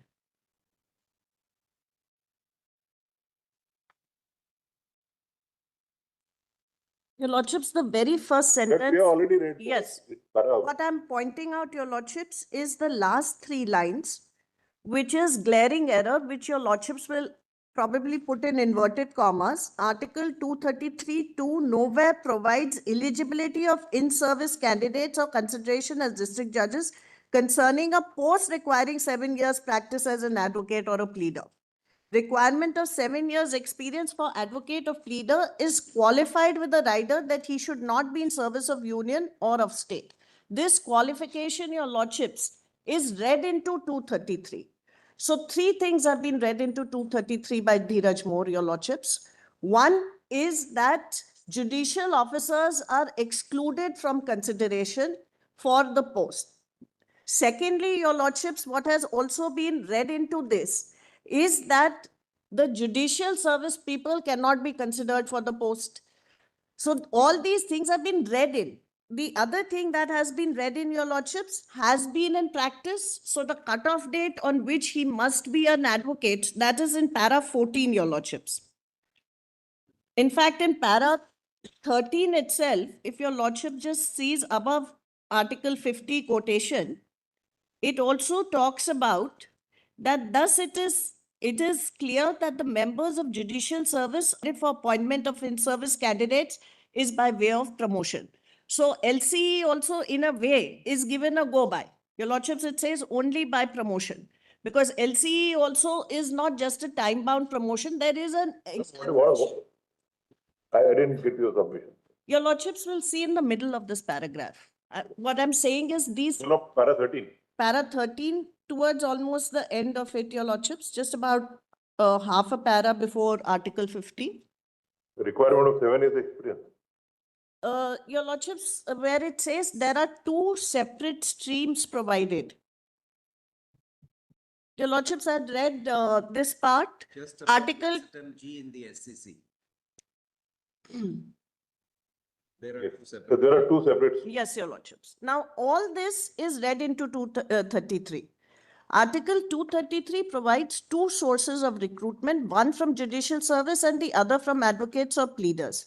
These are two separate streams provided. One is for persons in judicial service and the other is for those not in the judicial service of union or state and have practiced for 7 years. So it makes a clear chasm between the two.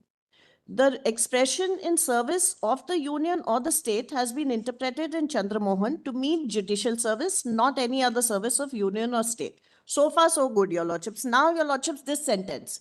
Thus, it is clear that the members of the judicial service alone are eligible for appointment as against the post of district judge, as the only mode provided for appointment in service candidates is by way of promotion. Your Lordships, this is absolutely incorrect and has to be reviewed, Your Lordships. Then Your Lordships will kindly see. Thus, it is clear that the members of the judicial service alone Yes. are eligible for appointment as against the post of district judge. District judge, as the only mode provided for appointment of in-service candidates is by way of promotion. There is no such bar under 233. 233 doesn't say that judicial officers cannot compete for certain number of posts of district judges. No such parameter is set in 233. These are some parameters which some high courts made as rules and said that we will have first quota. First quota used to be 50-50, Your Lordships. Then Lordships revised it to bring in the LCE process, Your Lordships, to make it competitive. It is saying is that's correct. What is provided? Yes, Your Lordships. That they want. One channel is only meant for judicial officers. Yes, Your Lordships. That's correct. Yes. But you are right. The other channels also is like an open category. Please, Your Lordships. That's now what Deepak More says is that one channel is for judicial officer, other channel is. There's a complete separation which is in. But one channel is for judicial officer is correct because nobody else can participate there. It's only a way of promotion. Absolutely. Whether merit seniority come merit, it's subject to that. That's a different issue. Because the argument that is raised from the other side is that if the advocates have a pure 25% quota, in fact, their entire emphasis is on quota. So they say if there is a 25% quota, then nobody can fluidly move into this. Whereas the rules provide, and in fact, if there are leftover vacancies, I have just made an examination, Your Lordships, about 4 to 5 states, and I'll just take Your Lordship's patience a little bit to go in Madhya Pradesh, Your Lordships, after the Chief Justice's conference in 2015, when this entire problem was discussed. You are giving this statistics to the Chief Justice of India. He knows everything. We know that's the. You don't want to express it. We know what's the difference. Not at a public forum, so we have to face it, Your Lordships, for everyone's benefit.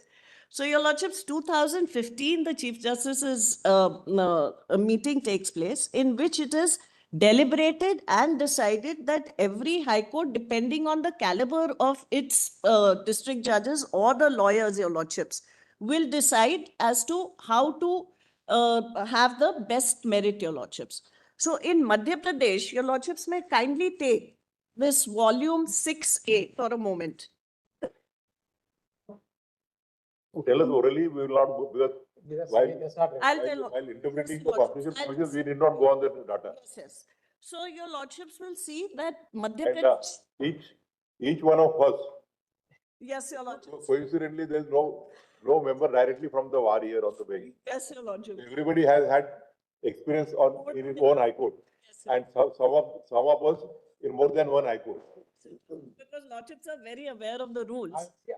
Therefore, on the concern expressed by you, see, we agree with you. Yes, Your Lordships. That's a real serious problem. So, Your Lordships, what I'm driving to, Your Lordships, is that many High Courts, especially Madhya Pradesh High Court, provides that when quota breaks down, when for 2 consecutive years you cannot find any suitable advocate, because, Your Lordships, the figures are dismal.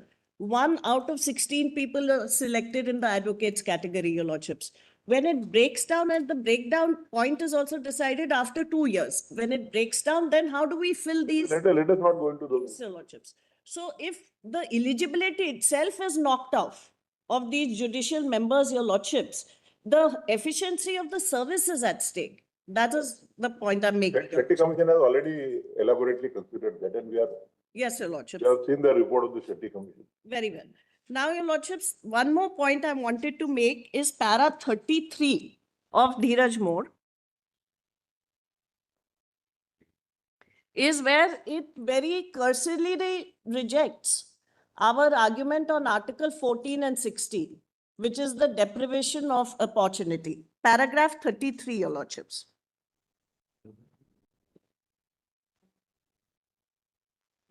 Because, Your Lordships, if 233 does not provide a bar, if I have the qualifications, then I definitely have a You right. did not tell us you are appealing for whom. Your Lordships, I'm appearing for the category of people who were advocates for 7 years, and thereafter they sat for the judicial exams and got selected, and then they again sat for this selection, Your Lordships, in the advocates category. Yes, serial number? 21, 501.21. Netrapal, Your Lordships, UP judicial officers. And the challenge had come, Your Lordships, with the rules which provided a bar. So the challenge to the rules have come from both sides, because some rules provided the fluidity of shifting and migrating, Your Lordships. But many high courts said that there is a clear bar and you cannot shift or move on to the other category. Lordships, just one line in paragraph 33, if I can read. It was submitted that promotion is no substitute for direct recruitment, as against the post reserved for direct recruitment, an incumbent can apply throughout India, whereas an in-service candidate can be promoted within the state. And there is no definite period for coming into the zone of consideration for promotion in higher judicial service. Thus, it was urged that direct recruitment is altogether different from promotion, and having practiced for 7 years, they have basic eligibility to stake their claim for the post reserves for advocates, pleaders, and they have additional experience of acting as a judge too. We find no room to accept these submissions. And the next line, Your Lordships, is what I have objection to. Once the Constitution envisages separate sources of recruitment, no case can be made out of deprivation of the opportunity. Once service is joined, one has to go by the service rules, and it was open to such an incumbent to practice and stake claim in various states while remaining in practice. It is a matter of two different streams of recruitment which is permissible. Such an argument cannot be accepted. Okay.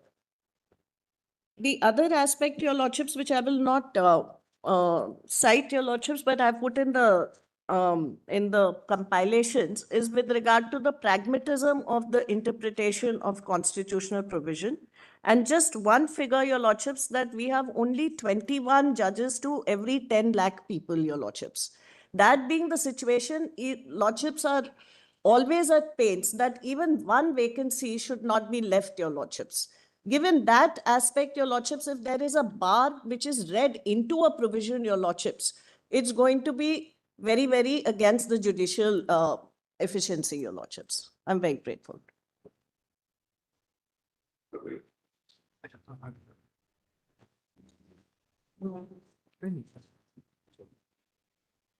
May it please your Lordship, Lord, I appear for the state of Kerala in the first case of Rajneesh versus Deepa.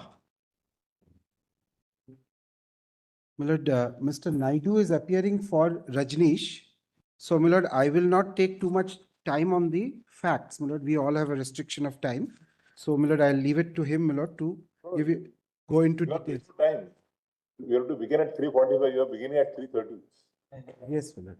My Lord, we have taken your Lordship's injunction very seriously. No, she has given you 15 more minutes.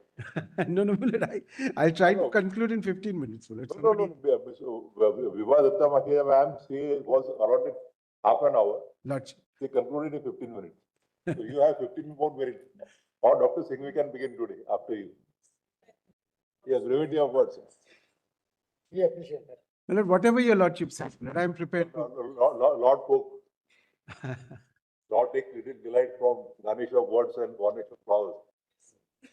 My Lord, actually, my Lord, the theory that counsels should be allowed to continue at length is not correct, my Lord. The very same counsels before your Lordship, when they appear in international arbitrations, are given very definite time slots, and they very happily, my Lord, fit into that. If your Lordships were to insist on it, my Lord, I believe, my Lord, there will be no difficulty, my Lord, on our side. But even in the last constitution benches, we except only 2 hours were extra. Otherwise, we finished within the time schedule. Yes. And this we think that we are unnecessarily granted more time. Correct, correct. We could have concluded within 2 days. Sometimes is not more time. Problem is how to last during the time which your lordships. If questions come from all your lordships, the question is how far are we going to survey for this half an hour?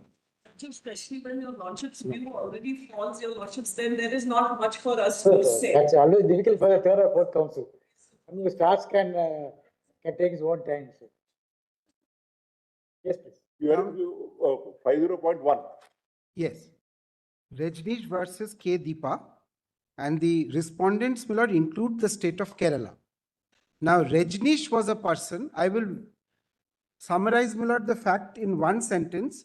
There are details, of course, my lord, which the counsel for Mr. Rajneesh can give your lordship, my lord. Rajneesh, my lord, was an advocate. After putting in 7 years in the profession, he took the examination and became a civil judge. Subsequently, when he was serving as a civil judge, he took the examination for direct recruitment as a district judge. No, that's not correct. I'm sorry, my lord. He did both when he was an advocate. Both he did as. My lord, I bow down to what your lordship is saying, my lord. I'll correct myself to that extent, my lord. He did apply for, my lord, the to appear in the examination as a district judge when he was still an advocate.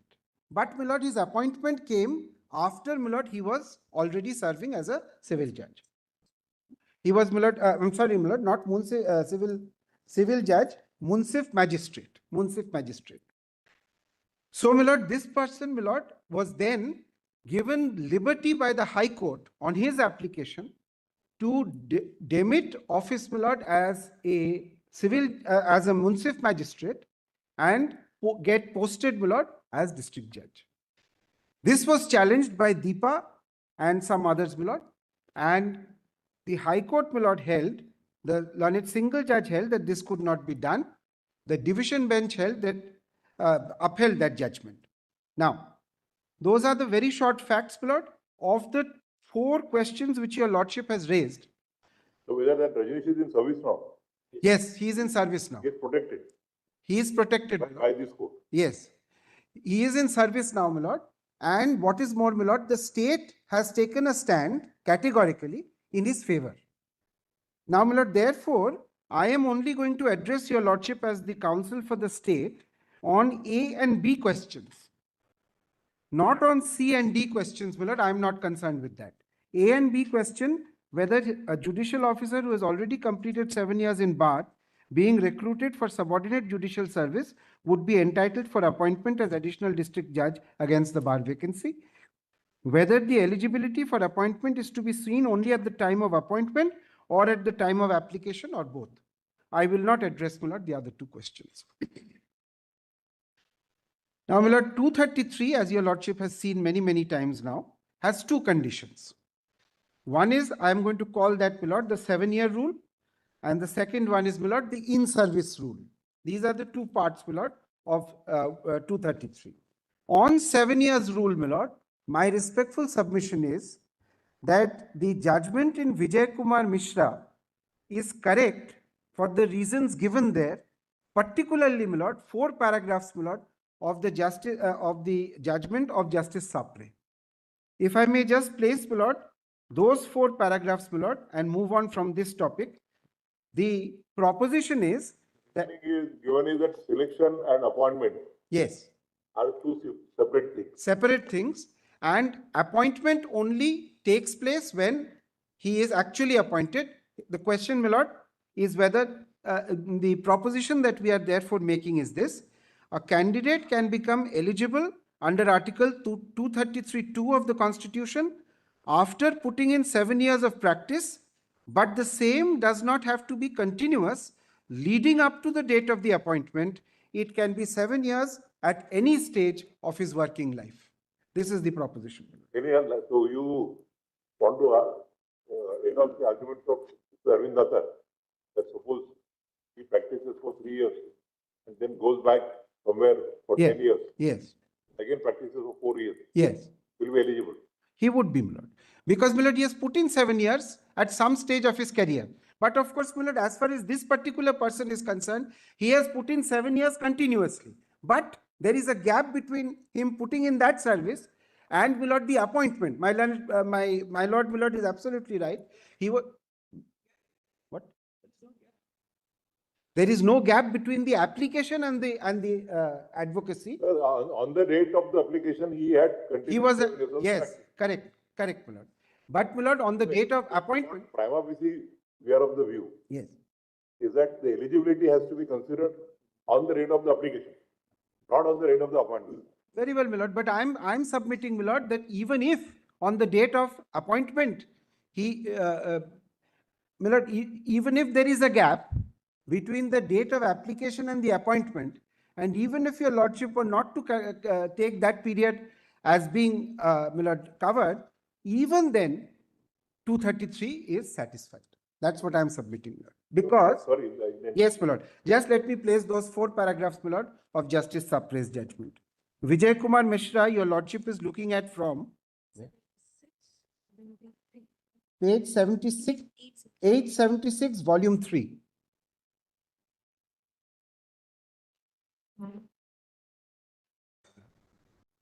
Paragraph is 21 onwards. Justice Sapre would start from para 50. Yes, correct, my lord. Justice Sapre starts from You want to read from para 21. 21.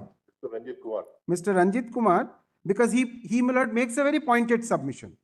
Mr. Ranjit Kumar, Solicitor General, appearing for the respondent, High Court, however, contended that the word appointed occurring in 233(2) of the Constitution should necessarily include the entire selection process, starting from the date of submitting an application by the person concerned till the date of his appointment.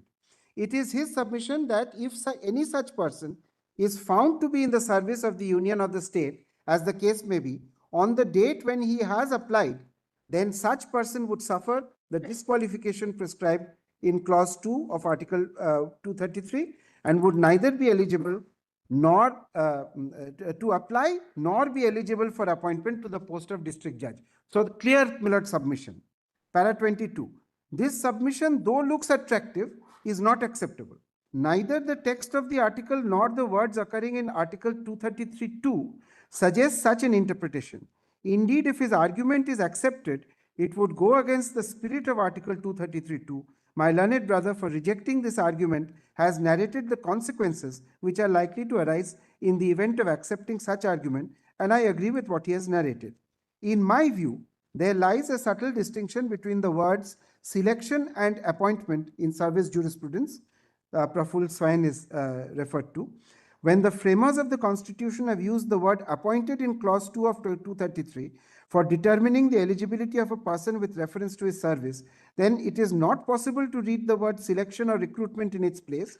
In other words, the word appointed cannot be read to include the word selection, recruitment, and recruitment process, because they were trying to, my lord, injunct the whole of that process. In my opinion, there is no bar for a person to apply for the post of a district judge if he otherwise satisfies the qualifications prescribed for the post while remaining in service of the union and state. Well, it goes further than saying that a person has applied when he was an advocate, but he has been appointed when he was in service. It goes beyond that and says that even if you have applied on the date when you are in service, it is perfectly all right. It is only at the time of his appointment if occasion so arise that the question of eligibility arises. Eligible is only to be seen on the date of appointment.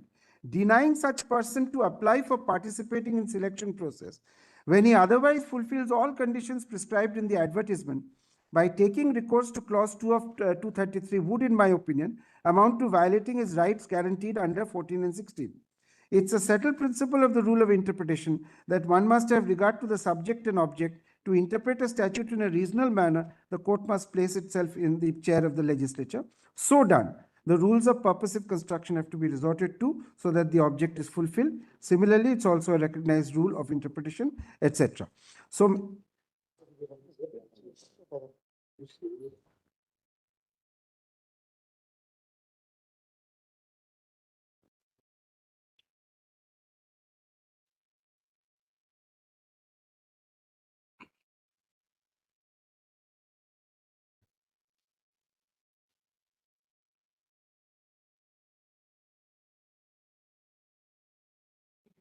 We heard you that it may not require further elaboration. Lordship. We may be subject to hearing them. Maybe we may not be inclined to go into this. Perhaps it might become academic. Certainly, my lord. My second submission is, my lord, with regard to the in-service condition. The so-called in-service condition, my lord, in my respectful submission, is really a matter of form rather than substance. It can very easily be dealt with in the facts of any given case. I'll take, my lord, this particular case itself. The Kerala rule says that appointment is on the date he joins a post.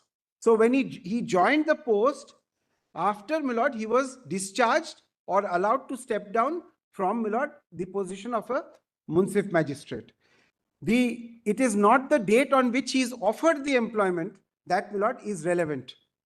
This, my lord, helps us because on the date when he is offered the employment, many of these people have been in service. They have then resigned or, my lord, have been discharged, whatever.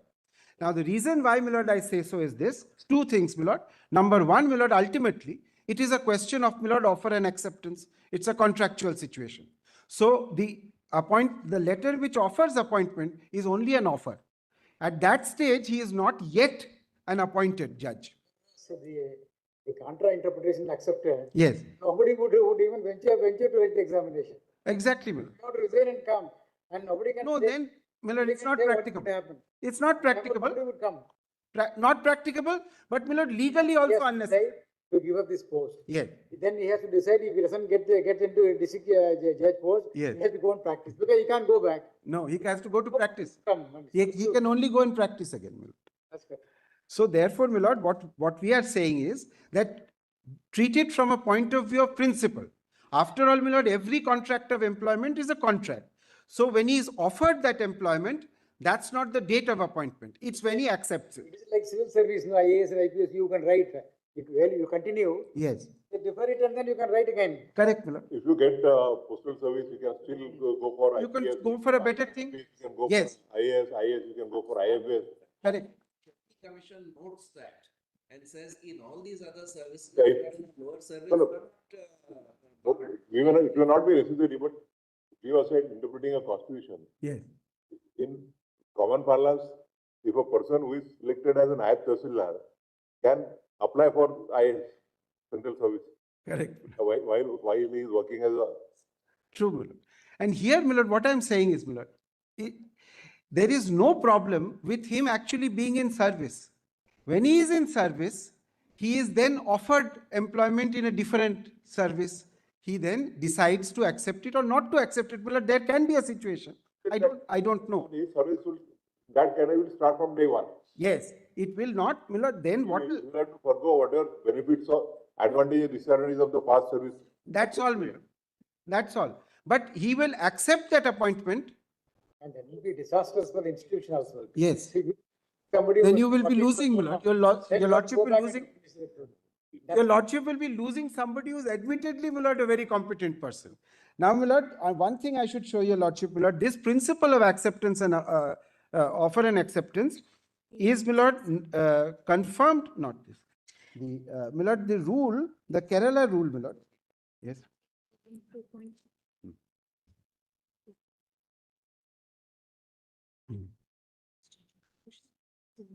What is it?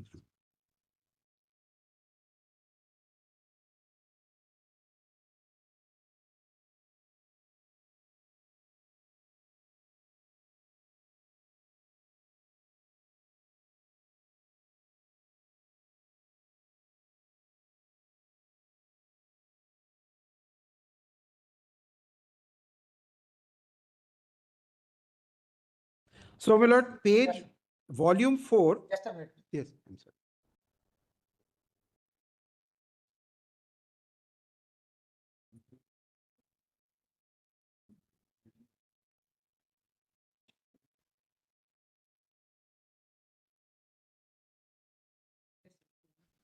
My lord, I want to show your lordship, my lord, the Kerala State and Subordinate Service Rules 1958. Volume is, my lord, 4.1 of your lordship's compilation. Don't have to take it, my lord, I'll read it because it is in support of this proposition. Definition 2.1, appointed to a service. And I read, my lord, in these rules, unless there is anything repugnant in the subject context, appointed to a service, a person is said to be appointed to a service when in accordance with these rules or in accordance with the rules applicable at the time of as the case may be, he discharges for the first time the duties of the post borne on the cadre of such service or commences the probation, instruction or training prescribed for members. So, my lord, only when he starts working on the service, my lord, is he appointed. The word, my lord, in 233 is clearly appointed. So, my lord, this is, my lord, what I wish to say about, my lord, the second condition in service. It's a matter of form. The substance can always be, my lord, achieved. For instance, my lord, you can even give a letter saying that we are offering you this subject to you accepting, or you can say that we are offering appointment. Now, there are three things, my lord, I will just state, my lord, and that's all that I wish to do, my lord. First of all, my lord, please remember that Dheeraj More gave a lot of weightage to the quota. Please remember, my lord, that the quota was not a constitutional requirement. There is no quota as such. 233 has no quota. How did the quota come? Quota came because Deputy Commission. your lordships, my lord, went into the question. All India Judges Association 1. All India Judges, etc. Association 1. Yes. 20, 75, 25, 25. All that. Yeah. And then 10. Then 75. 25, 10. 75, 10 and 40. 40, yes. Yes, my lord. We have gone through that entire process, my lord, because All India Judges kept appearing in the list from time to time. It still is appearing, my lord. Now, what I'm trying to say is this, my lord, that quota is not constitutional. My lord, that quota is created because your lordships felt the need was there to create it. And mind you, my lord, the rules followed that creation. Earlier to City Commission and All India Judges 1 for Yes. judgment. Yes.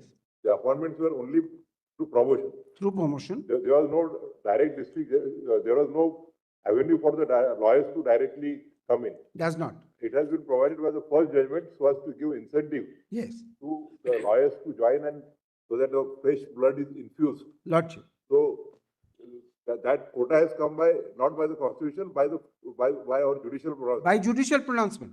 Then to give some incentive to the in-service candidates, that LCDA came. Limited competitive examination. Then it was found that the limited competitive examination was not producing. Not having enough number of candidates. Correct. So it was reduced. 25 was brought to 10. Lordship. Now we are again enhanced it to 25. Right. And your lordship will recollect, my lord, after all that, the state of West Bengal had come before your lordship and said that our limited competitive category has been exhausted and will remain exhausted for a long time. Please allow us to go back to 25%. That was in the other matter, my lord. That we already decided. Yes, your lordship has decided that. Because of the wording there, the judgment. Yes. It says senior civil judge. Yes. And my lord, Yes, now how do you interpret the senior civil judge? Yes. Now they say in some state they'll say 10 years as civil judge. Again, it will be of no use again. Correct. It will not enable fresh talent to emerge. Yes. You have to become from junior division to go to senior division. Language there for about 8 years. Thereafter, by the time the candidates would get jaded. Lordship, my submission is, the next one is that therefore, my lord, the rules were pursuant to your lordship's order. In fact, my lord, in order to give effect to the order, the state governments were all called and they all agreed to, my lord, develop those rules, create the rules. One or two states probably had, my lord, direct appointment at that point of time, but most didn't have. In Bombay High Court. Yes. The civil judges used to be appointed directly from the bar. Right. There was no examination or something of that sort. It was sort of an invitation. Yes. Gujarat was part of Bombay first. So it followed the Bombay practice. Yes. So therefore, my lord, there was some of it, but most high courts didn't have. Most high courts introduced it for the first time after your lordship's judgment and after the rule was framed in accordance with your lordship's judgment. So the question of, my lord, going the reverse way and giving an interpretation to 233 based on the rules, my lord, does not arise. The second thing I want to say is this, my lord.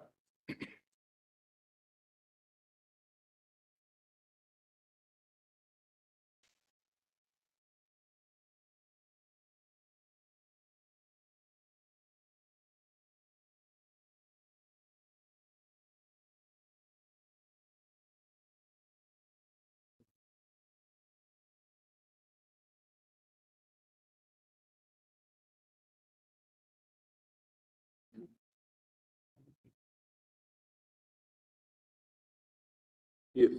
My lord, the second thing I wanted to mention is this. There is a lot of emphasis, my lord, again in Dheeraj More about cutting down somebody else's quota. My lord, in my respectful submission, When there is no quota in the constitution, my lord, there is no question of cutting down. right, my lord, that's my first submission. The second submission is this, my lord, that if on interpretation, your lordships are satisfied that this person, my lord, who has put in 7 years as advocate and subsequently has gone to the judiciary, if this person is covered by 233(2) and is capable of direct appointment, then, my lord, he is entitled to be part of the 25%. So it depends on the interpretation. If the interpretation is that he is outside direct recruitment, then there is a cutting down. But if he is inside the direct recruitment on an interpretation of 233(2), in that event, my lord, you are not cutting down anybody. It is only that the zone of consideration is larger. It is not group centric or a community centric. It's Exactly. on the institutional, it's on institutional centric. No? That's right. The constitution, it facilitates every institution to flourish, which means, you know, you have to pick the best of the talent available. That's the objective behind it. And there is nothing in 233 which prevents it. That's the submission. My lord, those are my submissions. Not this. So to start today or tomorrow? As my lord, Okay. Can you finish in 5 minutes? I'll take 10-15 minutes. So Marnapalli, you are on which side? I didn't have the place that side, so. That was, I was wondering, yeah, I was just wondering to see on that side. I've been affected by the Maharashtra. When I saw you, No, I didn't. I recollected that our Nagpur chamber meeting. I'll appear that side tomorrow for a few minutes. Therefore, I was. The lordship said, my lord, before. There is a request on behalf of the advocates preparing for the judicial service to please allow the intervention on behalf of. No intervention. Only those parties were there. Yes. Their career will be affected, Lord. So, What career would be affected? they are, Just because the live streaming is there, somebody has to show that he is arguing in the case.